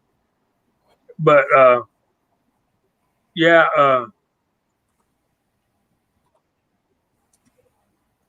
know Lakeview, but I understand, Bud. But you see, let me explain this, Lakeview. I'm a life member of the NRA, and I feel betrayed and taken advantage of because, like, I still get the American Rifleman magazine every month, and it has turned into nothing but an advertising rag. I'm sorry, but to find anything, I'm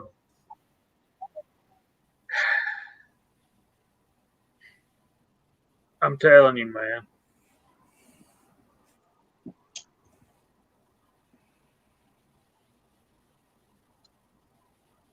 No, I had a thing for one of my teachers in high school. I'll admit that. Shop class was fine.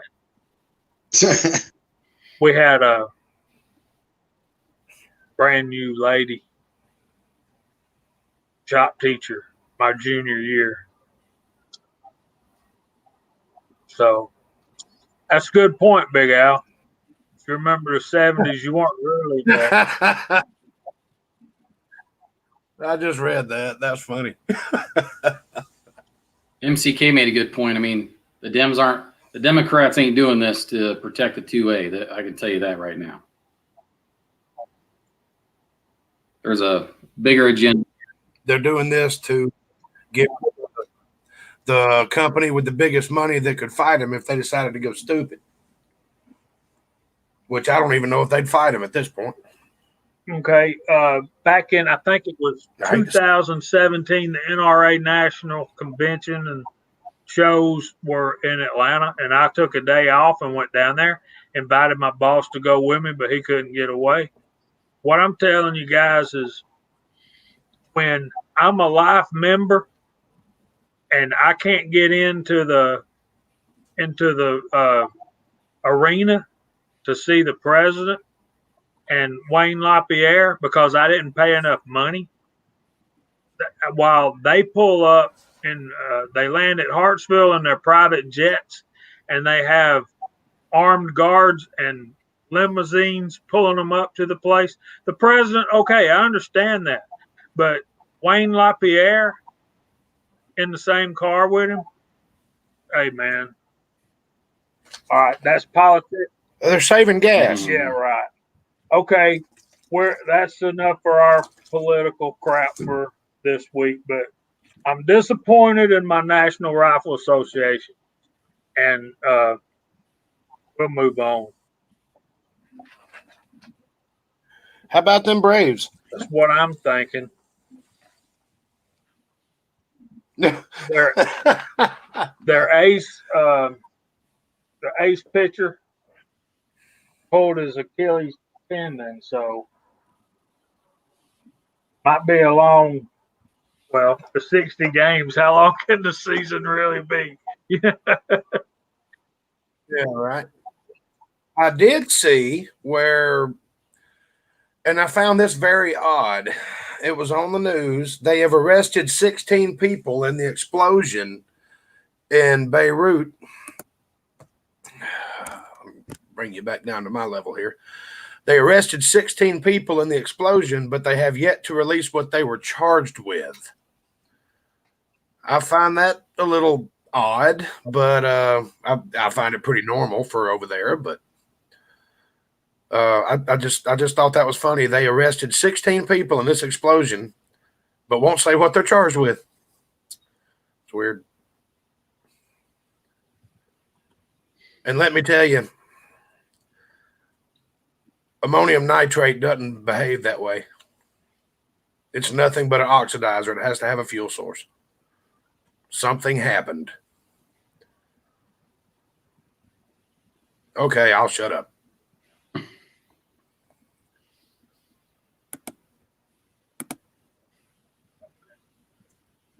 Boy, I just killed the mood, didn't I? Damn. I think that we all feel betrayed right now. I beat you to that, Kyle. Sorry, guys, but Let me see if I can get it back. no more NRA rants. Two guys walk into a bar. Third one ducks. No. Okay. What? That was worse. Oh, come on, people. Oh, we went political, didn't we? It's okay. Look, I'll say something that hopefully will increase everybody's strength in our Second Amendment community. So, due to what we just talked about, there are other organizations out there. So, you got the Firearms Policy Coalition, the GOA, which I am a member of, and there are a lot of other grassroots organizations that basically think like us in the same manner as you guys. So, that stuff like that happens, but hopefully we will find somebody that'll stand up for our rights a little bit better than the predecessors. Let's say that. Okay, I know what can lighten the mood. Let's all sing happy birthday to Mig. Oh, wait before we do. It's Rigby's birthday too. Oh, wow. That's right. Yeah. Rigby turns 5 today. So y'all ready? Everybody all together. Come on, Echo. Turn your microphone on. Mig turns 7, I think. Mig is 7. Okay. You ready? Happy birthday to you. Happy birthday to you. Happy birthday, dear Mig and Rigby. Happy birthday to you. Happy birthday, both of you. Cool, man. Cool. I'm glad that happened. That's awesome. That's okay, I like that. Mig more than 5. I said 7. I gave you the benefit. 7. That's more than 5. Do your math. Count your fingers. You don't even need to take your socks off. You're doing that Democrat math. 1 for you, 2 for me. 2 for you, 1, 2, 3 for me. Lakeview, you didn't upset me at all, brother. I'm telling you. Just here, I meant to bring this up at the tonight, and but I didn't mean for it to kill the mood like it did. So I apologize, guys. But no, I don't think it killed the mood, man. It's just that's something that you have. I mean, most of you should probably. I've been seeing videos for the last 2 days about it, or was it just one day? Probably the last 2 days about it. So yeah, 2 now, yeah. So back to something that Squat shared with us about this thing right here. So I bought this in a kit like this, and it came with the primer pocket cleaner, these, and the well, I can't find. Oh, it's on the. It's in. Well, it's right here. OD. So because I had this, I really didn't need to go and buy this, did I? The primer pocket cutter. So because I'd already had this. So I've got both, and I've got both. Lyman's got a great kit that's got them all for large and small. It's got reamers, it's got cleaners for large and small, then chamfer and deburr tools, and they all got those screwdriver handles on them. Lyman was smart. They made them where you could unscrew them from the screwdriver handles, and they fit right in their case prep center.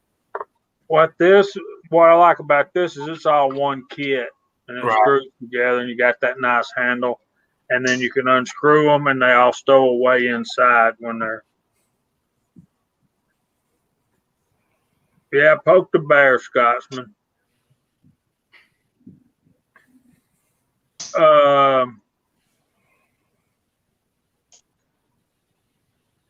Willie's birthday is day after tomorrow. If I'm not mistaken, and I don't think I am, Willie's birthday is August the 9th. So Sunday night, we got big goings on Sunday night too. Yep. I'm going to rip my shirt off and do the truffle shuffle. See how many people know what that is. Nobody, really? The truffle shuffle, yeah.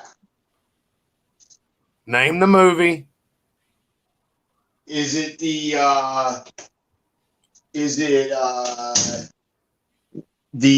Chocolate Factory? I'm trying to remember. No. Is that correct? No. It's not. Okay. It's from the Goonies. It was Chunk doing the truffle shuffle. Oh, yes. Hey, you guys. Mark got it. Mig got it too. So Mig said, yeah, Sonny's first day of the week. So yeah, it's still Willie's birthday's still next week. Okay, D-prime before clean, and why? Yes, because I want my primer pockets cleaned by the stainless steel pins. If you're wet tumbling, especially dry tumbling, there is a possibility because of the way that it works of getting stuff stuck in your flash holes that you'll have to clean out again. But then again, keep a paper clip on your reloading bench, and it's not hard. You see through it, cool. You don't see through it, boop. You know.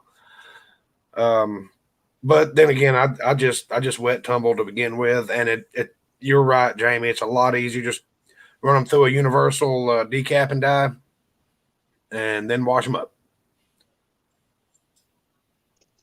Echo? Yeah, I always de-prime. I've got a universal decapping dye from Lee. They're fairly inexpensive. A lot of companies make them. And I decap all my rifle, pistol, any brass whatsoever before I wet tumble it, just to get the primer pockets clean so that I can see that the case is pretty much free of any debris, carbon, and it just does a superior job. Once you've dry tumbled a couple times and you've wet tumbled a couple times, you'll see the difference. It's night and day. It is. Squatch? I'm gonna kind of follow in suit here. I do. Well, I don't. My kids do all my decapping for me, or at least they have been. So I get free labor. But I use stainless steel pins. I've actually been looking at the chips. I don't know if you guys have seen those, but I was thinking about picking up 5 pounds and giving them a shot. But I like to make sure my primer pockets are clean. It just seems like the primers go in a lot smoother when you're reloading, and you know we're trying to make better than factory ammo here. At least I am. So I like to make sure everything's consistent, clean, and precise. So I'm wet tumble all the way, but I will dry tumble to clean up case lube and things like that. Yeah. And Jamie, I seen a Scotsman indicated there might be a great beard shaving this Sunday. Is that any truth to that, or? We got about 10 minutes left because we started late. Let me get Chico's input on this and answer to this question, and we'll beat that horse till we get off the air if you want to. So, yeah. Yeah, so I'm like the same thing too. I wet tumble and I use stainless steel pins, but I always do prime first, and my reason is I don't want that gunk in my actual dyes, the dyes that I use, but I do deprime with a universal decapper. So before I got that decapper, I was cleaning those dyes all the time. Mm-hmm. So that's one reason why I do it. I'll decap and then throw a batch in the wet tumble with the stainless steel pins. And pretty much just like the other guys, I want to see, especially on rifle, I want to see those primer pockets clean. And so yeah, pretty much same way. So reload the 7.62. I'll find out while Jamie talks about him shaving his beard. I'm gonna go out here in the garage and grab my dummy rounds. I'm gonna tell you right now, Jamie and Scotsman ain't shaving their beards. 4,000. Oh, my bad. I'll let Jamie do that. No, go ahead. You started. Kyle, would you do it too? What's it worth? What's it worth? It's worth $4,000, ain't it? For Justin's final mission. I'll do it. Okay, for what it's worth. That was the question. So, Chico, go get your dummy rounds for 7.62 and Sunday night. The Awakening's late. Glad to have you in here, though, buddy. Sunday night on Foreign and Domestic.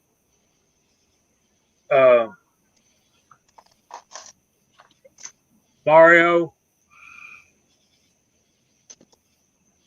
I guarantee you I'll have over 200 bullets.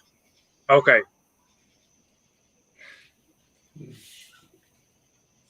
They were picking on Mario. Daniel's trying to challenge Mario to a cast-off. I thought it was a tan-off. Who won the tan-off?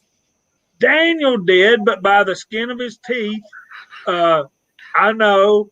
And I put out a video yesterday talking about it. I was out of town when they did that. I didn't get to see it. I did a video, and maybe I should put a link to that video in here.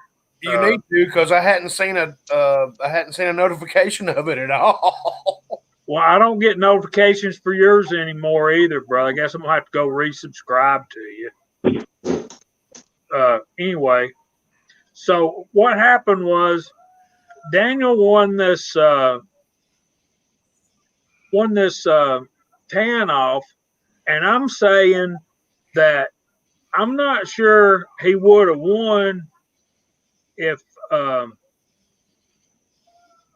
Alan B. Pro hadn't have been doing the judging. Okay, so I'm just saying that it was close. And here's the link to my video about this whole thing. And so basically, when I took up for Daniel, when I took up for Mario, they're all saying, well, especially Alan, he's like, well, it'd probably be more interesting if Daniel was challenging somebody like Jamie. And I'm like, okay, all right, I can do that. So we got to do, it's going to be the best quality bullets and the most number of bullets in 2 hours. We have 2 hours. We'll already have our molds warmed up, lead melted, everything. And we got 2 cavity. We're doing 2 cavity molds. Hell, I'm frozen. What the hell? You're fine. We're fine on this end, Kyle. Okay, it caught back up, I guess, maybe ish. Yeah. So basically, me and Daniel got as my judge, 2 hour cast off, and there'll be what I understand, Scotsman. If you're out there, you can come tell what's going on. I'm using the Lee 358-158 round flat because I like that bullet. And I'm also gonna have another mold. Daniel don't know about it. And notice he ain't in the side chat tonight when he's usually out here poking the bear. He ain't showing his face. I guess he's out practicing his casting, which is what he needs to be doing.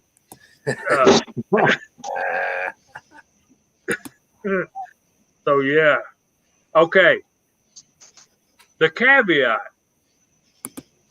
through the donations of this cast off, if we raise $4,000 for Justin's final mission, the next week on Foreign and Domestic, both myself and the bearded CB will cut our beards off. Not for $3,999. I'm talking about $4,000. I'm in. What do you mean you're in? I'll lose mine too. Okay, there you go. You heard it here first, folks. If you want to see 3 beards hit the floor. Hit the floor. A week from Sunday night. Let the beards hit the floor. Let the beards Get that money coming in for Justin's final mission. And I'm saying I don't think it's going to happen because can we do that, Mig? If everybody wants to see us be a bunch of, I guess, bare naked ladies. Okay, let me say this. I am not getting shave cream and a razor to my face. I'll get a beard trimmer and trim it all off. I'm not shaving. I'm not doing the baby butt thing. I'm not. I can't do that anymore. I just ain't happening. Yeah, I wonder what Locks for Life would say if they got this. They would not say anything. It's minimum 12 inches, I think. Is it really?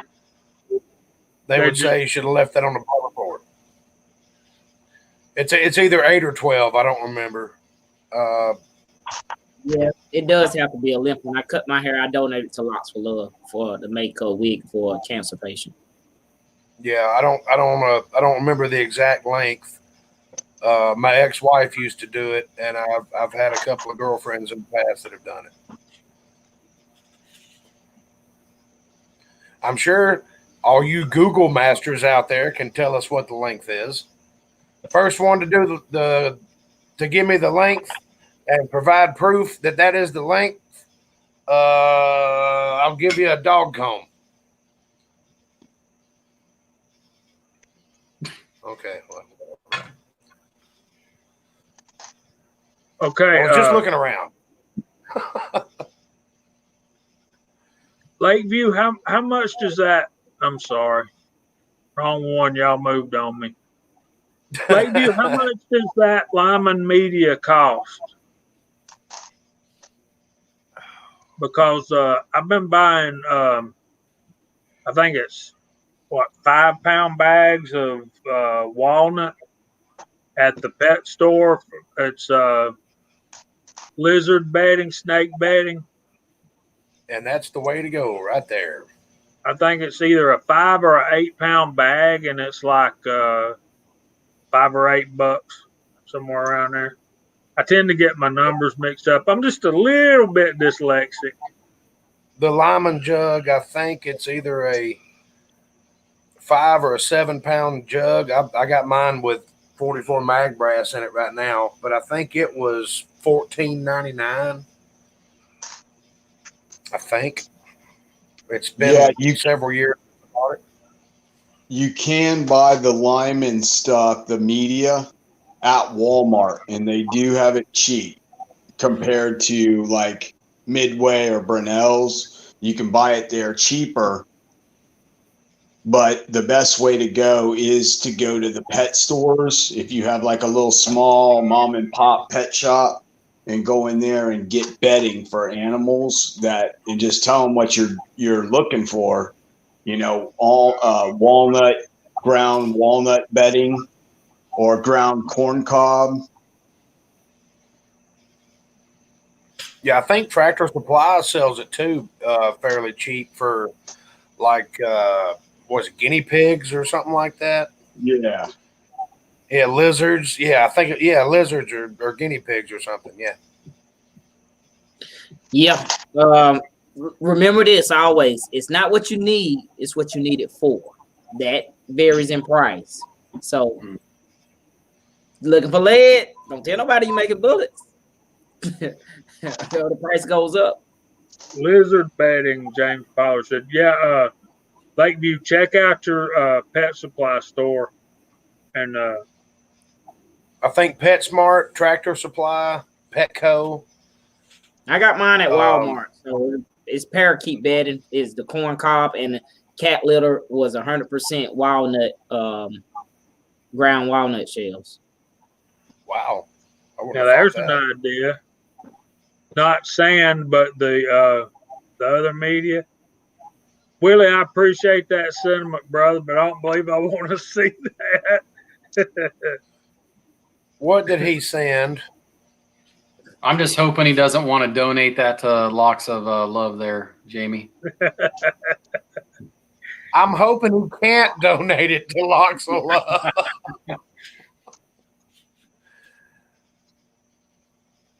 That reminds me. One second, Echo, Yes. and then we're going to start shutting it down. I'll get back to Okay. you. Big E was talking about super magnums, and Big E, I've been trying to ask you all the live chat long. What is your definition of a super magnum? And I know Thorzax knows, but the only thing I can come up with is 44 Magnum and 357 Magnum. I don't know anything about a super Magnum.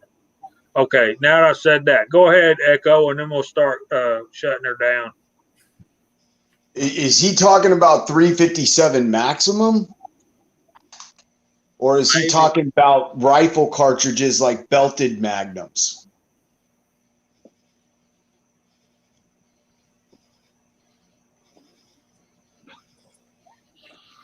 That's what Lakeview's talking about. Tough nut. 6-pound jug. I bet Chico can come up with you a price. Mm-hmm. Oh, look at the backdrop up there.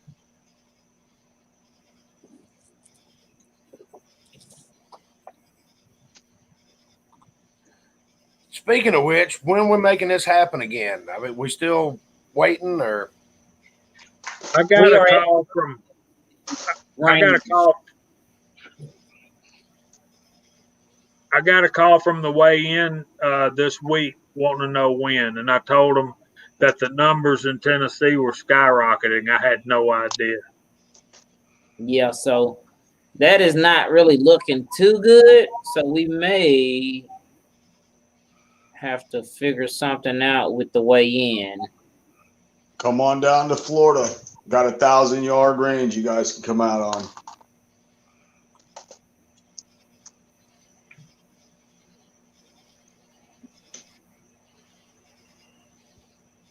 I sent OG Pilsner. Here's a 44 mag. I sent him some 500s. He got the package, and all was great. And he thanked me for that. So Glad that debt is settled. That's one less. I'm still coming up with stuff for Willie. He's going to get a big box. It went from a small to a medium to a large. I'm looking for a super.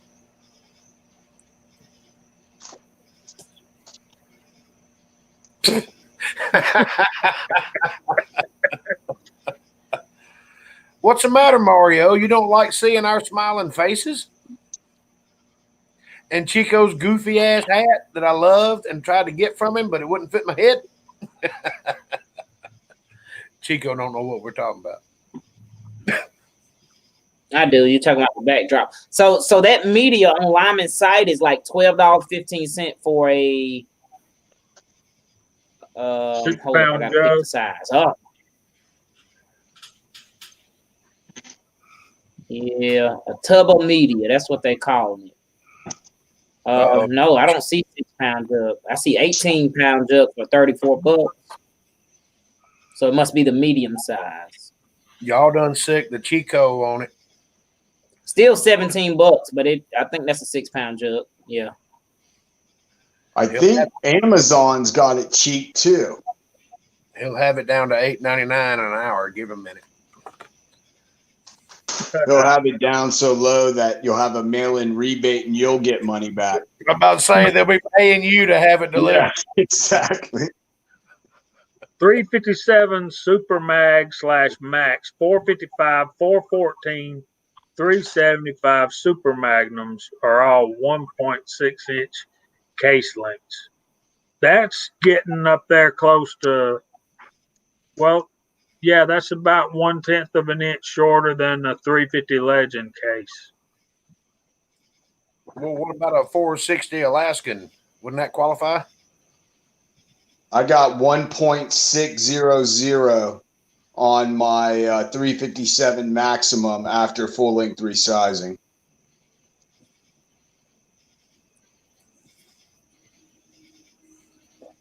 Oh, come on, Mario. Man up. Chico shot it. Twice. Actually, I shot 2 different ones. Actually, I shot a little bit more than twice. I think I emptied the whole cylinders. I shot a couple loads that actually hurt. And then again, I loaded up some 44 Magnums that when I was down there at the shooting property, I let some of the other guys shoot.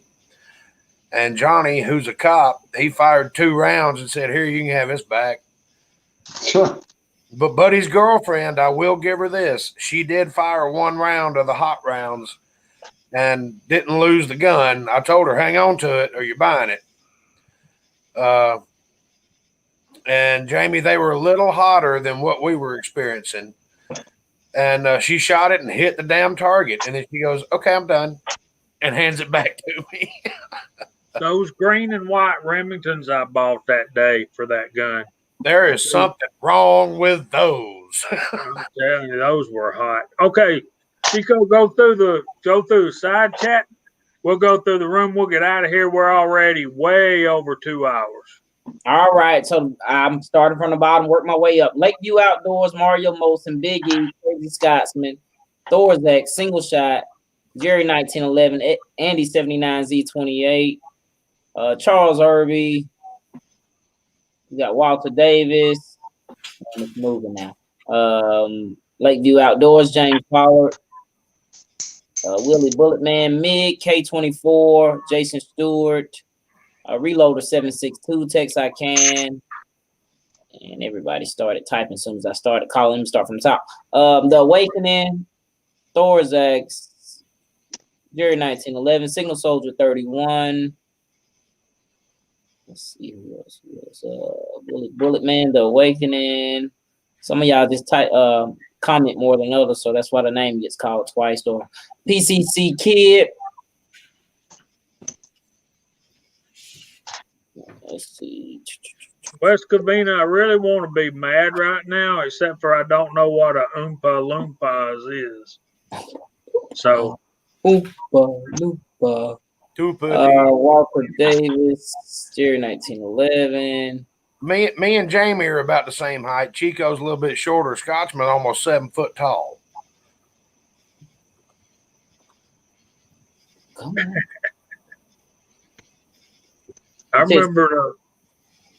I remember Chico's first experience with a Magnum revolver was shooting mine up at John's Mountain. John's Mountain, and It ain't that bad. no, that was the 44.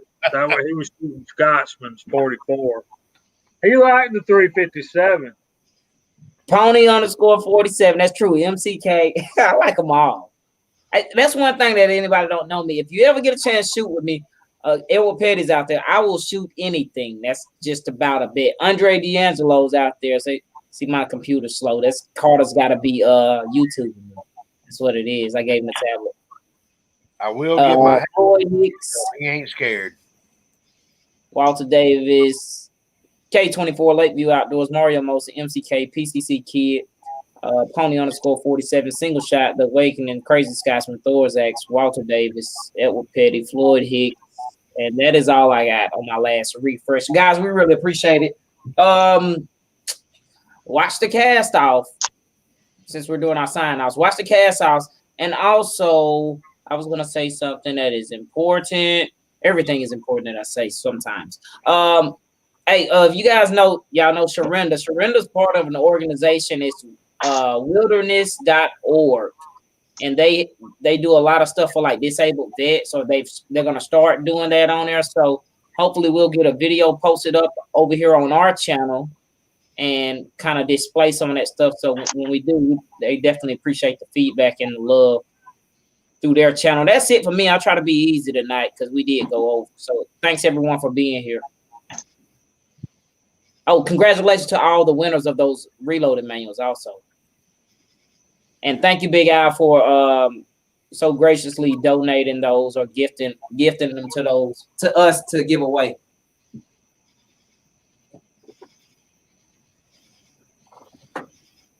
Go, Kyle. I was about to say, well, we're waiting. Yeah, thanks, Big Al. That was mighty cool what you did, brother. I really appreciate it. And if you ever do get the privilege to shoot with Chico, you can hand him a 20 millimeter 2-inch snub nose, and I think he'd shoot it. He's got them mechanic hands. I appreciate everybody hanging out with us tonight. We had a lot of fun. Thank y'all. It's been a great end to a terrible week, and maybe next week will be better, but I'm sure by next Friday everybody will feel the same way. Don't have nothing coming up. Nothing. Nada. Zilch. I'm gonna float around in my dang pool. Chico, bring Carter. Come on up. We might make some hamburgers or something. Other than that, I'm out. I got nothing else. Echo, what you got? Basically, I am going to be doing it looks like some more 223 Remington and try to get to the range this Sunday. Or actually, no, I'm going tomorrow morning. As a matter of fact, I just got reminded. I'm going to be doing some shooting and a little bit of instructional for a first-time gun owner. And trying to get a video done this week and out, and that's about it. You guys get a chance, stop by my channel and give me a subscription or just check out what I have to offer. And while you're there, go ahead and give us a thumbs up tonight. Smash that thumbs button. And over to you, Jamie. Squats hadn't had a turn. Oh, that's all right. Oh man, I'm sorry. I'm kind of halfway away from the phone, so I can't. I'm trying to go off of memory, and I don't know who just popped in or who dropped out, or if we're all still whole.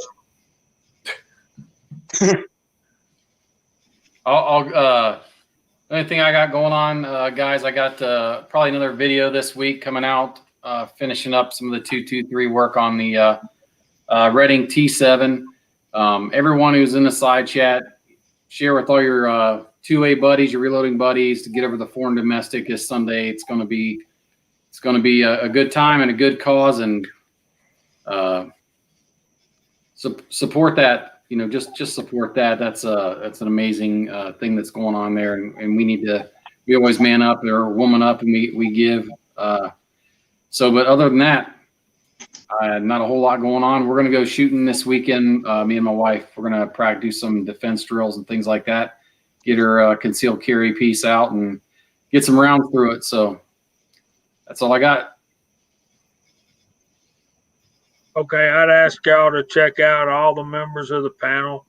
Go check out our channels, and if you like what you see, give us a subscribe and all that. But yeah, I've been telling you about. I did a video Thursday, and this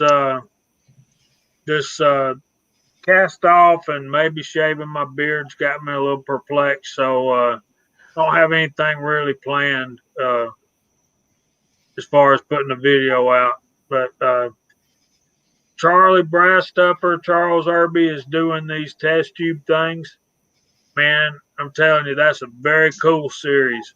If you want to see what your hollow point cast can do, check out Charlie and check out his channel and check out that series of videos.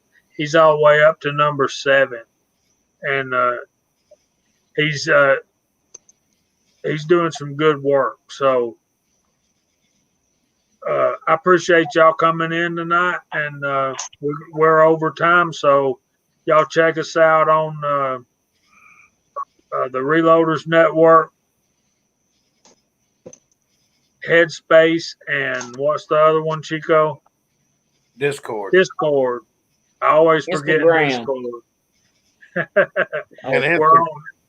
And we're on Instagram. We're on at Gmail, and soon we're going to have a Facebook page, and I'm going to try to be broadcasting our live streams on YouTube and